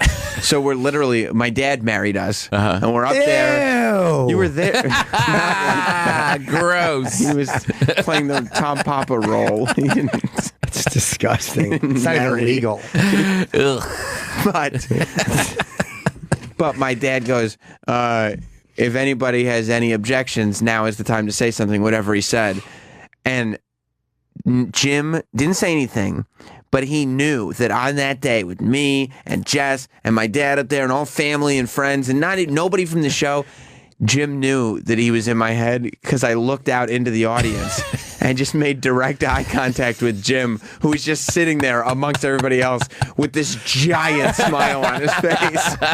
I was happy for my friends getting married. I don't think that was the case. So yeah, and Lenny's not. By the way, he's not doing that podcast with Kevin anymore. Kevin they broke up. Kevin did Red Eye with me last night. Oh, Brennan. Yeah. He's a funny dude. So how was it? really Red Eye? fun. It was good. It was really, yeah. So what happened with them exactly? I mean, I know I told Kevin one time, I'm like, I know you guys have this on-air thing, but if he's your on-air partner, like for real, like there's got to be a certain camaraderie you share because you are in a thing together. Well, the hook of the show is that Kevin is crazy and angry, and it turns out that's not an act. Right. He's actually crazy. Yeah. And he's quite angry. Yeah, he's very angry, and he really is crazy, and was apparently texting Lenny all the time and yelling and screaming at him and all this stuff. And And did Lenny just leave because he couldn't take it? He couldn't take it, and then the final straw apparently was they wanted to they do it on Mondays, but Monday was a Jewish holiday, and they said we have to do it on Tuesday because Lenny's Jewish, and Kevin said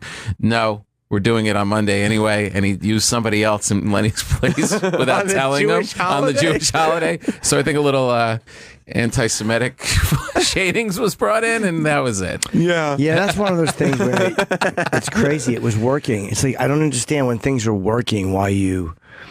Do you know what I mean? And it was a newer show, but their chemistry. Lenny was good in that role. Like. I'm not saying he was wrong to leave if it was really miserable, but I guess. But some people thought like you were working with Opie. Who thought that? I guess. With some people, I'm sure there were fans that were like, "Oh, this is my show." Were there? Yeah. I mean, I don't know. I was doing. My I didn't show. know. I don't know. Kevin told me last night he didn't know that he would come in and do the show, and he didn't know you and Opie disliked each other. It wasn't even. It was more like I felt even from the beginning. It was just one of those things where there was a couple of good shows. There was some very funny moments, but it just to me didn't work from the beginning because it was something that had been gutted.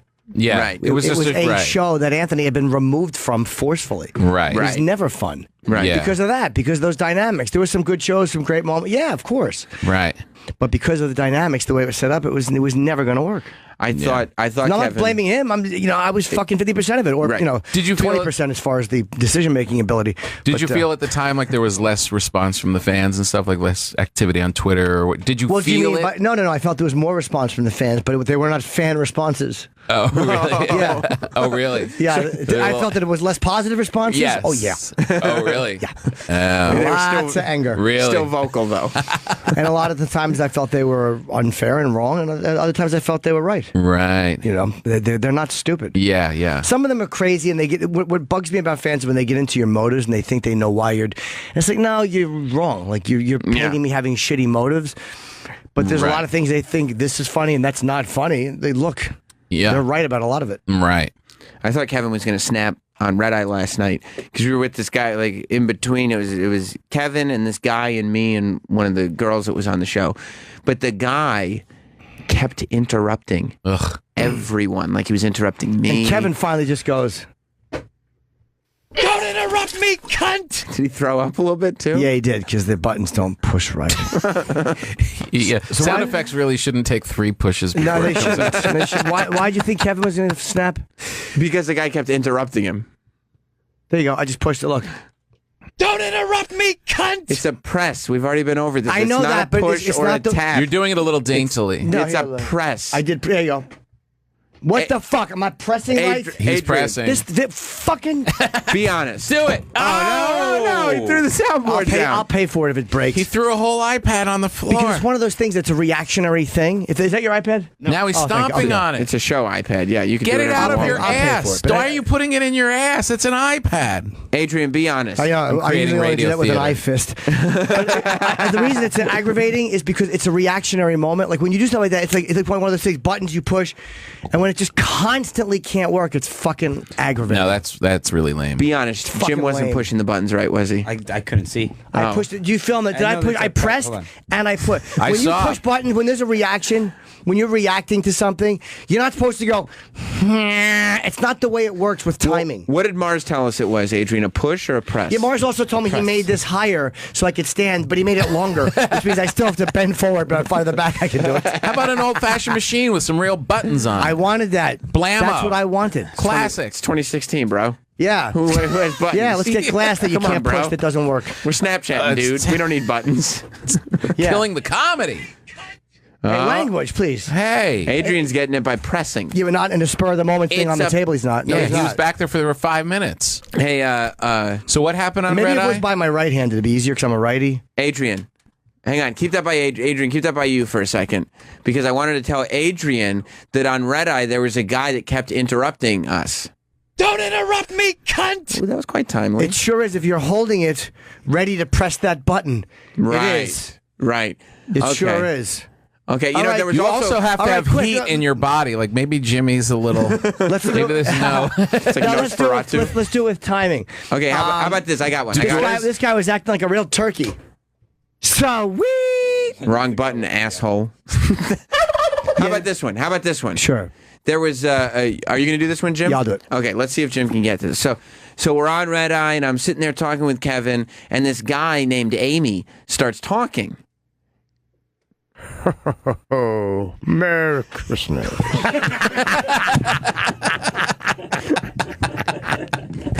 The wrong.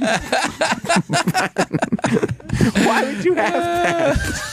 Because there was people thought when I did Santa it was worth saving. Did you not know what button I was asking for? Oh, gotta do it again. Okay, we were sitting there, and it was Kevin and I on Red Eye. We were talking about. No, I wasn't ready for a button yet. I apologize. And this man named Sarah that was on the show with us. Oh. Yeah, this. Oh, I'm gonna come. A man named Sarah. Sorry. No, I guess that was an appropriate button in that context. No, it was. We're talking about like Trump and the plane and everything, and this guy whose name was Kristen starts talking. Right. This guy's a riot. Three times. 3 times. That was awful. And it was the wrong button. Oh, so awful. It was the wrong. So even hitting the wrong thing. That thing stinks. You shouldn't be It on an does fucking- iPad. It stinks. He's a fucking- comedian. It's almost like, and I should be doing it right-handed because I have better dexterity with my right hand. But it's almost like it should just be quick. You know what I mean? When Like, you walk through automatic. How long will it last? When you walk through like automatic doors and stuff, does it take a couple times to open? No. All right. I'm just seeing if it's Just a that soul human issue. essence. Yeah. Well, you're lacking a soul. You know who helped us hook it up? Who? The male engineer whose name is Jessica. Oh, okay. I see. Jessica. I've never heard that name on a man before, but I'm sure it's all right. There you go. Perfect. Oh, there you go. Hilarious. I mean, Oh, that I was thought worth the guy it. was the real. Whew. I need the buttons. I want the old machine back. I hate this. This thing I stinks. fucking hate it. Jim wants Not the everything should be on an 360. iPad. Because again, if you can plan it, you have a second. But so much of it is just. Well, why don't we start doing that instead? Because if we may not have access to a 360, so if you want, I can start faxing you my jokes the night before. I don't have a fax. Oh no! How do you not have a fax? I don't know. Where's Kenny? You can What's your pleasure? Wrong button. What button were you going Where's for? Kenny? What's your Wrong pleasure, button. fella? Where's God. Kenny? Kenny's the comedian around here. I was going to ask Kenny who, and it was Kenny's the comedian around here. All right, sorry. Thing's really bad. Why would you have that? Kenny Club Soda does the. We don't I have know. anybody named Kenny on the Well, show. I didn't realize that we weren't going to be allowed to share Kenny. Oh. Oh. I didn't realize that because I asked for Kenny. Oh. I asked to have him be a part of this, but I guess we're not permitted to. That makes sense. So how was Kevin on Red Eye? Was he his fun antic self? So you thought he was going to snap on that guy? Yeah. Did the guy? Did he? Did he yell at the guy? He goes like, he did have this moment where like the guy, because the guy had interrupted me and he interrupted the girl. He just Who was kept- the guy? I don't know. He used to be a Democratic strategist. Now he's a radio show host, but James Carville. He's got improv training too, so you know. right. We look him up? Yeah. Yeah. And he kept interrupting. What the fuck? Why is this guy fucking interrupting me? What the fuck? I'm trying to get the punchline, and you keep jumping in. I mean, it would I'm have not been shouting. fine. It would have been fine if the guy let me talk. He doesn't let me talk. Where's Neil? He doesn't let me fucking talk. Where's fucking Neil? I'm with fucking Lenny. I'm not gonna fucking do the show. What the fuck? He did. He goes like, Language, young man. that's good. Good job. In the middle of trying to land one of his punchlines, the Yeah. guy starts talking, and he just like turns over to him and just yells at him, "Can I finish?" The guy just goes, "Yeah, you can." Oh, yeah. So there's no. Is he still doing the show with somebody else? Is He's Lenny still out? doing his pod. No, Lenny, I don't think is doing a podcast. No, Lenny's out. And But what's- yeah, I think Kevin is doing his that the misery. guy? it's just misery with no company. That's it. Yeah. Yeah. Misery loves company, except everybody leaves you. Maybe it doesn't. Maybe misery is just misery. Just old miserable Kevin. Yeah, that was him. Misery loves the stench of its own smell. You can see my What? new special on fax. You can fax my special. Oh, is that right? Yeah. All the jokes come through via fax? Epix is trying to expand their audience by It's an old fax getting- machine. It'll read human mull. Where's the E? Who is that? The guy? No. Yeah, that's him. Christopher Hahn. I don't know Ben him. Bailey.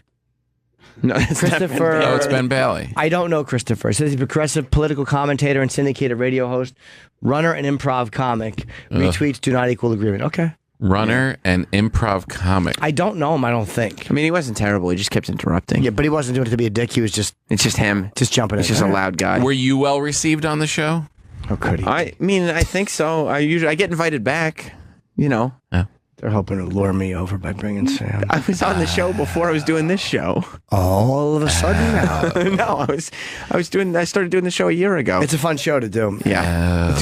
They invited me back, so I got my next Red Eye date, so I'd assume I did all right. What's the host? Tom Shalhoub. Tom Shalhoub. Tom Shalhoub's the host? Yeah. I thought it was that other guy. Greg with the... Gutfeld was brilliant too, but Yeah. he's doing the 5. He's got a bunch of other stuff. Tom Yeah. does a good job too. Yeah, I like Tom. I love Tom Shalhoub. And Andy He's fun. Levy is on. I love Andy Levy. It's Andy, I think, is how you pronounce his name, but Andy? he's fun too. Andy Levy? Yeah, no, I think it's just Andy Levy? I think it's pronounced Andy Levy. I think. Oh, Andy Levy. Okay, I'm not, So why Right. isn't Kevin getting a co-host? Because no one wants to work with him, apparently. Apparently, he's not kidding when he says bad things about you. Oh. Yeah. What the fuck? So what is Lenny? What is Lenny doing? Lenny's married now. No, I know that, but He's trying to get his wife to stop listening to Chip on a loop. Oh, come on, Tom. If I want my prick pulled, I'll do it myself. Nice. Did you hear Donald Trump is Time Magazine's Man of the Year? Is he? Yes. Yeah, I mean, he should. That makes sense. Yep. At first, it was like, I guess some people were like, "What the fuck? What the fuck?" What the fuck? I don't. What are you putting him on for? Yeah, I got a podcast. Why am I going to be Man of the Year? But then I think Osama bin Laden was Man of the Year one year, and Hitler was Man of the Year one year. Yeah. So it's just if you have a lot of impact, right? And he definitely had the most impact Holy this year. cow! Sure did. Did you see Jim? I know you're a fan of his tweets. Did you see the airplane tweet? Yes, about Boeing, about the $4 billion. He's right. But then he wrote "cancel order" under it, as if he was instructing Boeing via Twitter to cancel the order. Because Boeing, They think it might have been a response to Boeing criticizing him, but I don't care. I think it probably was. But $4 billion? Fuck that for presidential planes. What are you out of your mind? for one plane, Jack, No, for probably one for plane. more. No, it's probably for more. I thought it was for the fleet. It's probably for the fleet. Right. He's trying to say, yeah, but how many are in the fleet? I don't know, but it's definitely not for one plane. No. But I'm saying that you got the Air Force One, you got Air Force Two, A couple Air Force copters. Is there Air Force? Air Force 4. Do they make the copters? How many? How long? How long? Do will they it make the last? copters as well? Yeah, I'm sure they do. But I'll how bet many? that's part of the fleet. How many flying apparatuses are there? But they got a couple drones. Do those count as flying I apparatus? don't know. It counts as the show. Drones. It's just drones. Yeah, 2 identical planes, 747-200 models, specifically modified by the Air Force. But it was like a ton of money. It was like $300 million for security, for communication. Like just to hook up the plane where you could communicate securely was $300 million. That's ridiculous. And they also said they don't know where he got that $4 billion number from. He might have made it up. Yeah, they can't. That sounds hard to believe. I don't think he would have done that. That's But my opinion. yeah, so he went on Twitter and he wrote "cancel order." So I guess Boeing, because Boeing, they were doing the new Air Force One. My theory is that this was not his plane. Boeing is signing this contract for planes that future presidents would use. And the same reason why Donald Trump, the whole time he was campaigning, was like, the laws that I took advantage of, I'm going to make it so nobody else can, because, that's the problem, is the same reason why he's trying to get rid of this plane. It's like, he gets all the fun, but no fun for anybody else. He doesn't want to know It's that all gonna stop. There's a better plane coming for the next president. He's like, no, we're not paying for that. We're not paying Is for our it. guest here? I Good don't for know. him. Roland's No. just standing there. But I believe all the order's creepy. been canceled, so They could. that won't Fuck happen. it. Let them fucking do something else. Fly TWA. He went on Twitter though, and just wrote "cancel order." It was he. I Really like his SNL tweets. about how it's terrible, and the impression not funny. He goes like the impression is so bad, and then if you watch his speech last night, he's doing all the little Trump things that Alec Baldwin always does. Like, is that great? Is that great? He's really good. He really is the best. She's here. Yeah, bring her on in. Emmanuelle Chriqui. Emmanuelle Chriqui is Very here. lovely. Oh. Yes. Well, so why did you ask me if I wanted her in? Maybe peek your sick baby head out the door before I say, is she here? She's not here. She's not here. He literally just said she's here. Are you guys ready? Roland just he made goes, a whole big presentation out there. Adrian goes, she'll be here and she's on her way. We go, okay, let's continue on with our conversation. Sick baby goes, no, you want her now? And I'm like, that's Roland. Wait, why wouldn't you see her and then say, do you want her now? Why would you say you want her now when she's not visible? Bring D-Baby back in here, Adrian. Yeah, Roland's out there. We don't need this guy. We don't, thing in here. Who is this guy? He was a premature baby. You're going to make me throw up. He was a. Why did you tell us that she was here? Oh, my God. Why your lies are piling up? Why? Yeah, why would you do that? There was an open window right there. Why are you lying? Roland said they were up the hall, and then two women walked towards us, and I guess I assumed. Oh, okay. You just saw a female and was like, female in the hall, this must be the guest. Girl. Girls are outside. Want them? Yeah, no, but you know what? As much as he is a little weird infant-bodied thing, he's not wrong. He thought that was them. We must give him a pass. That is wrong. What do you mean we must give him a pass? He just saw two women. That is wrong. He didn't confirm at all. But he assumed that Roland, when saying they're going to coming up now, and then he sees two women. It's just logical. He's got eyeballs. He knows who she is. He was. Do you know who she is? Yeah, I saw her height. Are you saying it's Roland's trying fault? to bail you out? I think Jim's trying to put it on Roland. I think it's Sick Baby's fault. It's not on anybody. It's not anyone's fault. It's Sick Baby's fault. It's Sick How is it nobody's fault if you said it and it wasn't happening? I don't like your hands have no fucking hard ridges on them. I don't like your fucking look at it. You know, a man's hands is supposed to have a vein or something. He's got like soft. It's like a baby's behind. Yes, it is. He's got baby behind hands. Oh, good. That's why I rubbed my penis on his hands. Jeez. Travis just told me in my ear that Sick Baby said he was obsessed with this woman when he was And you growing didn't up. recognize her? Yeah. I didn't see the face. Oh, you were nobody's fault. You were nervous. He says it's nobody's fault. It's you his didn't fault. know it was going to happen. Look at this. Look at your hands. Little baby muffin, baby thighs. Are you Snapchatting those hands, Adrian? Yeah. And on Twitter, too. His hands are baby thighs. You think he has baby thigh hands? They're just those little fat things. Little chubsies. little weird fat little wrinkles in them. chubsies for digits. Ew. And then did you think you would just stand outside in the hallway because you'd be like, oh, it wasn't her, and you just stand out in the hallway so that way... Well, I went to go see what the actual ETA was. And what is it?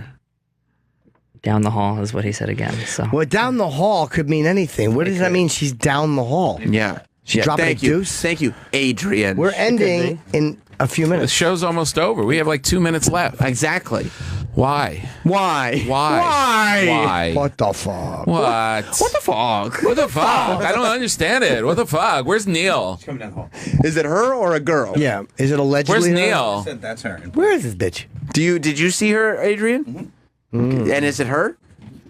Okay, because before it was Can just I a finish? Can I finish? Come on in. Hi. How are you? Hi. Nice to see you. Emmanuelle Chriqui's here. Hi. How are you? Welcome to the show. Welcome. D-Bag. That's a lovely dress, by the way. Oh, thanks. Phenomenal in that dress. You do look great. Our producer here, Sick Baby, he was obsessed with you growing up. But he got so nervous that you were coming that he just saw a girl walking up the hallway, and he ran in here and told us you were coming in right now. And that was like 5 minutes ago. She looked nothing like you. Yeah, by the she was way. a blonde. Look, he's sweating. Yeah. He's starting to sweat. See, he's very Why nervous. did you think that was her if you like it? And I tried to let him off the hook. I'm like, well, he probably didn't know who she was. He's like, no, he was obsessed with her. So why would you have thought that was her? Yeah. Comment, sweetie? Comment? I guess I got all nervous and excited. You did? Let's go with that. Yeah. Okay. That or I'm an idiot, but we'll How go about with the both? first one. Yeah. But not mutually Nervous, exclusive. excited idiot. Just a nervous moron. Yeah. Love it. All right. Well, good. Welcome to the show. Thank you. And you Good must to be here. well, it's good to have you here. You got a new series coming out? Yes, On, today. yes. Today? Yep. What is it? On Hulu. It's called Nice. Shut Eye. And the whole thing drops, right? And the whole thing drops, all 10 episodes, Yes. which is exciting because that's how I like to watch TV. Like when I find something that I love, I just want to keep going marathon style. So, yep, they all drop. Is there no part that like, because the one nice thing about being on an episodic series is that you put all this work into it and then you get the feedback on it for like months. Right. Yeah. Whereas this one, theoretically, it's like you could have this big blast this weekend and then move on to the next thing. But you know what? There's so much content right now. Like there's so much that you never know who's going to decide to binge when. I mean, hopefully that I know I just binged Masters of Sex. What is that? Right. You know, It's a television show. No, I've never heard of Masters of Sex. on Showtime. Michael Sheehan. What's it about? And are you kidding? Really? You 100%. don't know it? Swear to It's God. on Showtime? It's a Showtime show. Don't know it. No? No. Yeah, It's so very, good. very popular show. Oh, there. Fair there. enough. I'm not saying it's bad. I just never seen it. That's Right. Sarah Is Silverman's that- boyfriend. Is that familiar Who, to that you? guy? Yep. Yeah. Okay. He's a good And guy. Lizzie Kaplan, I'm obsessed with her. So, but that's like a proper example, and that's been on for years. So, I Right. mean, I hear what you're saying, but No, I there's guess a that's lot true. to watch. Because Yeah. like Westworld just ended, and literally people were coming up to me now because they all heard about how great the finale was and being like, "Should I start watching that show?" Exactly. Yeah. Especially during the holidays. The holidays is a great time because we have downtime to just watch hours of television. What's your show about? It's the backdrop is psychics in Los Angeles and Nice. the Romani families that run them and the cons, you know, cool. that can be done. And Jeffrey Donovan, the male lead of our show, he's a psychic. He works as a psychic, mostly conning people, and he gets a knock to the head, and suddenly he starts to get like real hits of intuition, real visions. So you're sort of straddling both of real, not real. Have you ever been to? I've never gone to a psych. I might have went to one as a goof to see. Yeah. But I didn't get anything out of it. Did you ever go to one? I have. I don't gravitate towards psychics like this. I love getting a tarot card reading done or astrology reading done over going to a psychic. But What did the psychic tell you? Was there any accuracy to it? I barely remember. It must have not left a very big impression. They're really good reads of personalities. Like Penn Gillette talks about how they do like these readings, and they're very smart and they're very intuitive, so they kind of know how to lead you. Yes, and they to know where what it seems like they're amazing. what like Exactly. general truths are, so they can Yeah. make these like and see how you react to Sweeping- this. Exactly. Yeah. They're amazing. You've like, lost a loved character one. Readers. Yeah, well, yes. yeah, everyone has. I talked to one, Yes. and she said that mostly her job is telling wives that their husbands are cheating on them. That's why most women will come to figure out, like, is he cheating on me? Oh, yeah. But if you're that like, if you That's a storyline in our show. Is it? Yeah, but you don't have to be Yeah. a psychic to know that. Just check my text messages. Get it? I'm a cheater. you Good are role play, Yep. Jim. I would think though, like if you're in a relationship where you're going to a psychic to find out if your husband's cheating on you, he's cheating on you, right? Like if you have that insecurity By built the way, in. I feel the same way. I think we all like if you're going to go see a psychic about something, deep down you have a feeling about it already. Right. And P.S. If you're going to a psychic to know whether or not your husband's having an affair, like obviously things are not right at home. Have you ever been cheated on? Yes. How'd you find out? Psychic? No, could you imagine? No, but what's the way? I'm always interested in how people get caught. Like, was it? Why, did so he you can tell learn you? how to- Or I did you? caught it. So, a woman's intuition. Yeah. It's a very powerful, real thing. Yeah. And I was in a long relationship, so in love. It was like the first love of my life. And he was in a musical, and the understudy was on. And I remember, like after the show, I went to the dressing room, and she comes like sort of like skipping in, and she sees me, and she's like, "Oh, What a terrible cover. sorry, I'll come back." And I remember just being like, Yeah. "Huh, okay." Why would she have Just to in come that back? moment. It's just this. It was this like microscopic moment, but it hit me so hard. And in all fairness, he ended up telling me. So did you mention it to him in that moment? I don't remember, but I know we had a conversation. Not right in that moment. Not right in that moment. Cheater! But certainly, like either Why that couldn't- night or the next day. Why couldn't we she had play had, it like, cool? Like just for a She felt second. the shock like, of hey. seeing her there. It was a Probably surprise. just I wasn't think, yeah, surprised. exactly. It was just that, and it was sort of like it worked out perfectly. Like I found out everything I needed to in that moment. Amazing. And it was devastating. What did he but say? He finally said, "Yeah, I'm seeing her," or was it a one-time thing? No, it wasn't a one-time thing. Okay. Did that make it worse? I think men are. It was awful. It no was. matter how you say. I mean, this was I was so young, and it was really my first love, and I felt like traumatized by that experience for years, like just trust issues Right. and like, and I have had a great relationship with my father. He's no longer alive. That's why I said had. Sure. But so it wasn't even that. I have like an amazing father figure in my life. So that was just traumatic. And yet, P.S., I'm fine, and I think it's growing pains. Yeah. And I think you learn, and that's. Do you need a how it boyfriend? is. No, I have a good one. You do. His baby hands over there is very Yeah, he really does have little teeny boneless baby hands, like old cutlass fingers. Yeah. His fucking veal hands are annoying. Wow, they pick on you, huh? Well, boneless chicken They wings. pick on you. How do you usually get caught, Jim? You know, I don't get caught. Did you ever get cheated on? How could I not? I'm sure I have been. I'm sure I have been. Yeah, but you don't get caught. I got caught once cheating. Yeah, but I kind of confessed. Right. She knew. And didn't you also once weren't you printing out text messages or something? Yeah, but I hadn't cheated with that girl. What do you mean printing I tell out? a true story on stage of a girl caught me. I had dirty texted with this girl, and I had hit the wrong button. This is the truth. And I was on Wi-Fi, and I printed the entire conversation.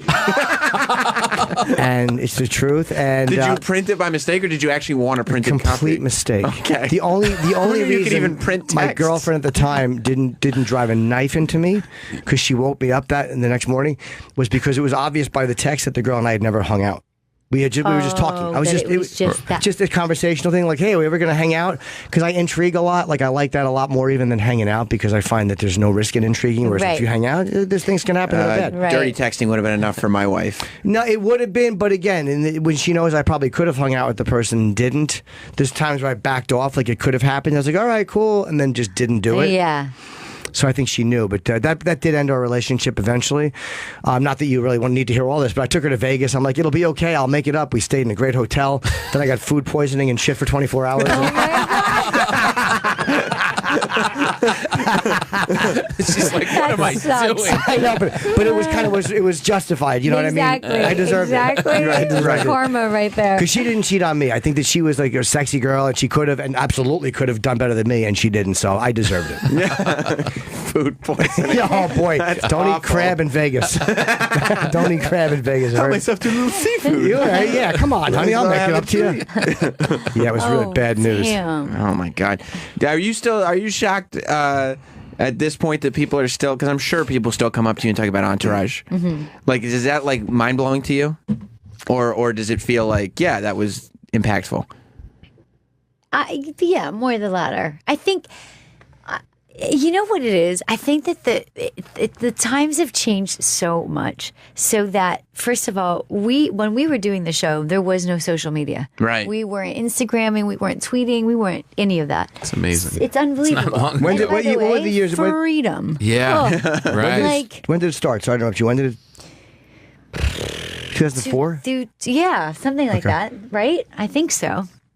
Yeah. So we didn't have any of that. So what's happening too is that with binge watching and on demand and there's a new audience. So now the 18, 19-year-olds are like, oh my God, I'm obsessed with Entourage, and they're discovering it. Right. So Goes right back to the binge thing that we were talking about before. Totally. Yeah. And so it's flattering, and I think it's really cool that a different generation still enjoys it so much. Yeah. Do you know what I mean? Yeah. I think it's nice. Yeah. It's fun. But now do you have to live tweet your new show or anything? We haven't done a live tweet yet, but yes, this entire promotional tour on my Instagram the last week it's all Hulu stuff. It's tweeting, retweet. It's literally become part of the job. Right. I think it's your contract now. Yeah, You your have to little ad promote on agency. social media, yeah. It's amazing. There are people that, like, even if you don't have a Twitter account, it's like, all right, well, you're going to have to sign up for Twitter. Yeah. Right. And get some followers so you can tweet this stuff Sometimes out. I think they Totally. overrate the impact of it. Like, it does help to get the word out, but I think sometimes they overrate the impact of it as well. Like, they think, oh my God, you have 1 million Twitter, and it's like, yeah, that can help, but it's not going to guarantee success. Yeah. Right. Yeah. I just wanted to end this interview with a really boring fact. I just threw that out there for Right. I The apologize. details are important. Jim. Yeah, good. A real advertising buzz about you, Jim. Talk about it. Right. Something nice and pessimistic, too. You know, it By may the not way, be good. your jewelry is phenomenal. I don't usually go for I know her rings, rings. but your rings on your. She has these 2 tremendous rings, 3 out of the 4, and I immediately looked at the ring finger, like the wedding ring. Like, why would I look at that? Like, I have no To shot. make sure she wasn't married. Be like, No, but it's just as a guy, you just look at that though. She just said she's very happy with her boyfriend. No, I know that, but I noticed that She said before he's she a really said good that. one. I respect that. Is he an actor? Yes. Probably very handsome. Yes. Yeah. Trats. Yeah. Does he have baby I hands? never date in the industry because A, they don't want to, and B, they have other choices. they don't want to. That's true, by the way. You're not welcome in the industry. So No, how well, could that's a you great date it? point. Yeah. He's not an actor. He is an actor. Oh, he is an actor. But it's true. I was so not about dating an actor Yeah. before. Had you worked on a project before with him, or did you meet in No, a separate? we met through friends. We did, yeah. That kind of. I've dated one actress casually, and it was we met at a cast function, but we What never actress? did. I can't say. Oh. I can't say. What a I'm not mystery. saying that she's not a big actress. I'm not saying that to be named. What? I No, thought it Ruth was. Buzzy I didn't date. That was a sexual thing. Oh, well, listen, everybody, the new 10-episode series, Shut Eye, is out now on Hulu. It sounds really, really fresh and interesting. It's cool. So, Definitely cool. and that's the best part. You could check out, like, the first episode to see if you like it, and then assuming you do, they're all there for you. Except, let me just say, because Say. I believe this to be true across the board. I think it's tough to judge the pilot of Yep. any show. Sure. I think you have to really give any show, like, there are shows that I'm obsessed with that I got hooked in by the 3rd episode. Yeah. So there's a lot of setting That's up. like what The Wire's like. I was just thinking of that. Absolutely. Yeah. So give it a couple. Yes. And then binge your heart out. Sometimes pilots are basically Secret just to let you know. message Basically, pilots are to let you know this is the person, this is what they do, this is the person, this is what they do. This way you understand it, and then they can really create the Yeah, series after that. exactly. There's just a lot of setup. And plus, if you're binging, you just watch a couple right there. It's like you have to waste 3 nights of your life or 3 weeks. Yeah. Just watch 3 and see if you like it. Is your character good or evil? It's cool. She's shady. Oh, like nice. that. Oh, yeah, that's She's a good. hypnotist from Vegas, and she's a hustler. Oh, that's cool. Yeah, I like it's that. fun. Because It's you were fun. pretty sweet in your other show. Yeah. And you're kind of a sweet person. Well, it must be thanks. fun to play someone a little. It is. It was. Yeah. It was really. As far creatively speaking, it was a really dreamy gig. That's cool. Yeah. Well, watch Shut Eye Yes. tonight and tomorrow because you'll be busy on Friday watching Tom Pompa's special, Human Mule, on Epics. Yes. Unless you're in Doylestown, Pennsylvania, where you'll be seeing me. Yes. See, it all Stand-up works out. comedy. That's right. Amazing. Thank you. And wait till Friday. Friday. Wait till you hear Awesome. this, because you might be like, "Oh, I don't have DirecTV, I don't have Epics." If you go to epics.com, it's free this month, Perfect. so you can Giving watch it the away. special. And you only have to binge 1 hour. That's true. Right. And instead, there's no pilot, so you get through the first 10 minutes, and if you like it, you watch the. That's how it is with comedians. You give it the first 10 minutes. Right, exactly. That's what Tom always says. Look, just bear with me Just- for 10 minutes. Yeah. Let me set up who I am. Yeah, and That's I'll go with awesome. it. That's watched so great. graphics of Thank you. shows. Tom. Thank you. And of course, JimNorton.com for all your dates, right? Yeah, I only have 2 more besides this shoot. So yeah, should I? And it's Chriqui, Chriqui, and your family's Israeli. Moroccan. Is that, Moroccan, okay. Jewish Because I Moroccan, read yeah. that your family was very you're kind of Orthodox, and it was. Yeah, I grew up that way. Oh, you did? Yeah. So were they like horrified when you wanted to act? No, not at all. Okay. Actually, my parents were incredibly supportive, but my mom's family, where she came from, they were like very religious. They grew up in Morocco, and my mother was an incredibly beautiful woman. And I think at some point the story goes that they wanted her to be like Miss Casablanca, and her family was like, no. That's for whores. Nice. I will not have a whore under this roof. Yes, and that really makes me want to meet Miss Casablanca. She sounds like a good egg. All right, well, this was great. Yeah, thank you for stopping by. Yes, and thank you, Tom. Yeah, good seeing you guys. And Phantom, those guys were fun. Yep, and we'll see you tomorrow. Tomorrow we've got Emile Hirsch coming in. Ooh. Do you know Emile Hirsch? No. Yes. Yes, he'll be coming in, and Matt Eisman from American Ninja Warrior is coming in tomorrow. So it'll be fun. We'll see you all then. Thanks, guys. Goodbye. Bye.